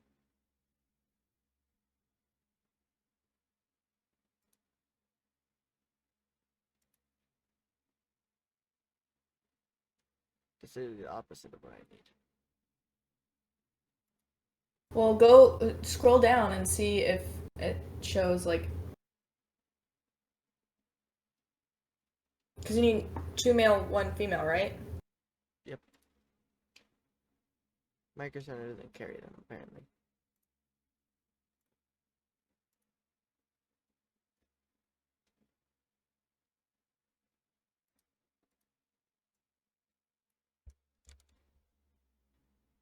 Let me see if I can get one on eBay. That'll be here tomorrow.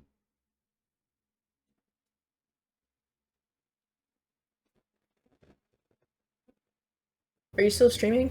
Yeah.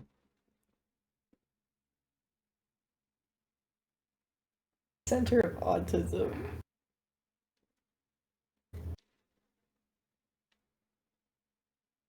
Does mom still not know that you're streaming with the face cam? I don't know. And I don't care. No, it's just I'm only asking because I've found myself like catching myself wanting to show her clips of your videos, and I'm like want to show her like something funny. But then I'm like, oh wait, I can't show her like the entire stream because she doesn't know that Jack's doing like the face cam. So I don't know. Do you mind if I show her like videos if you don't care, or do you still want me to like keep my mouth shut? $46 to get it in 2 to 3 days. What the fuck?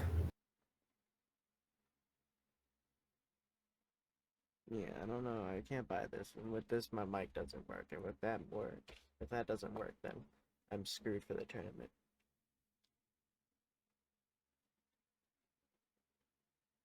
Jack, we can go to Best Buy today.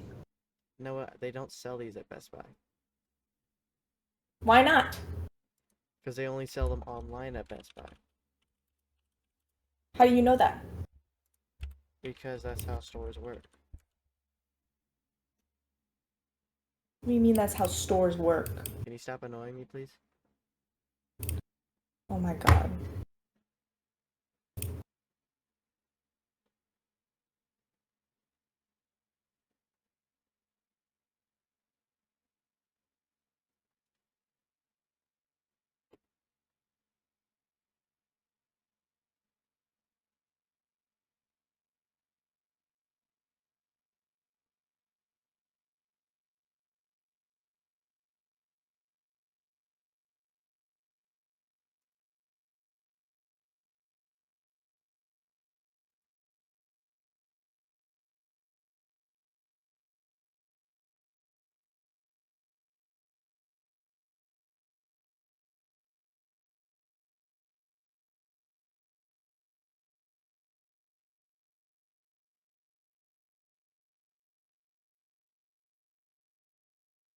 "17 minutes.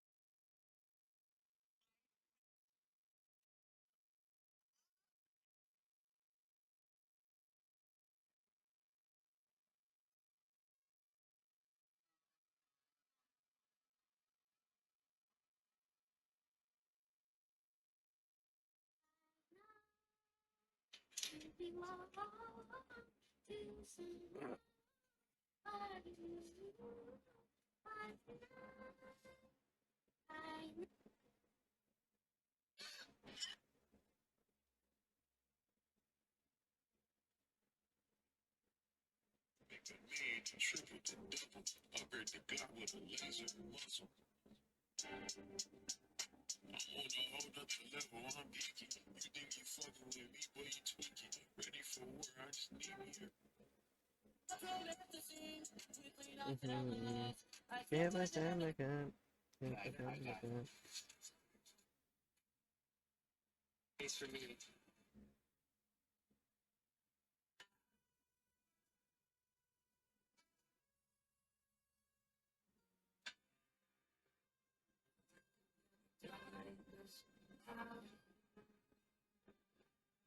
That girl is a real problem. You need 2 male, 1 female, right?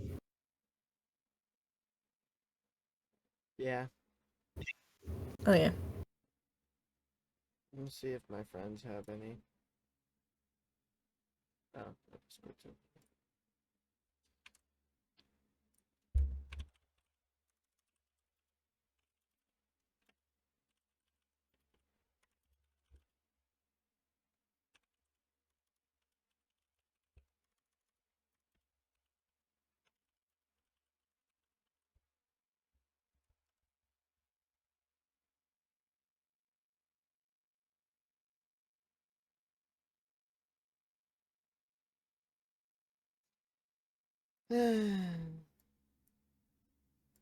That yeah, that no me.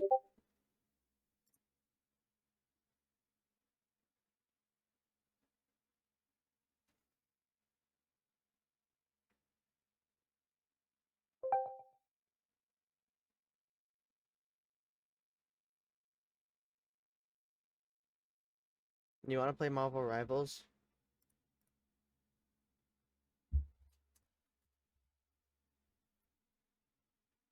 Sure.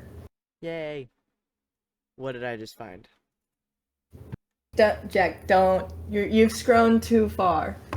You need to go back. Jack, Icarus, you've flown too close to the sun. You need to come back.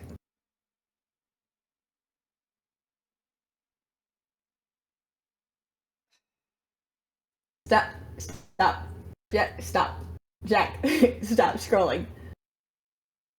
Jack, please. Exit the tab, bro. Jack, stop. Stop. Jack, you need to stop. You're gonna see something you regret. You need to go back. Jack, put the mouse down. Put the mouse down and scroll back up. It's not worth it. Stop! Who has the better waifu monster duo?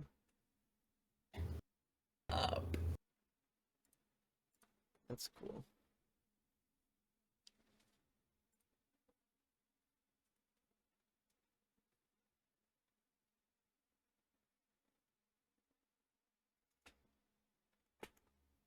Anyways.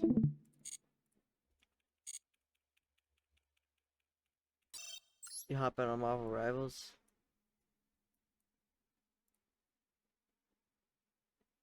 Hello?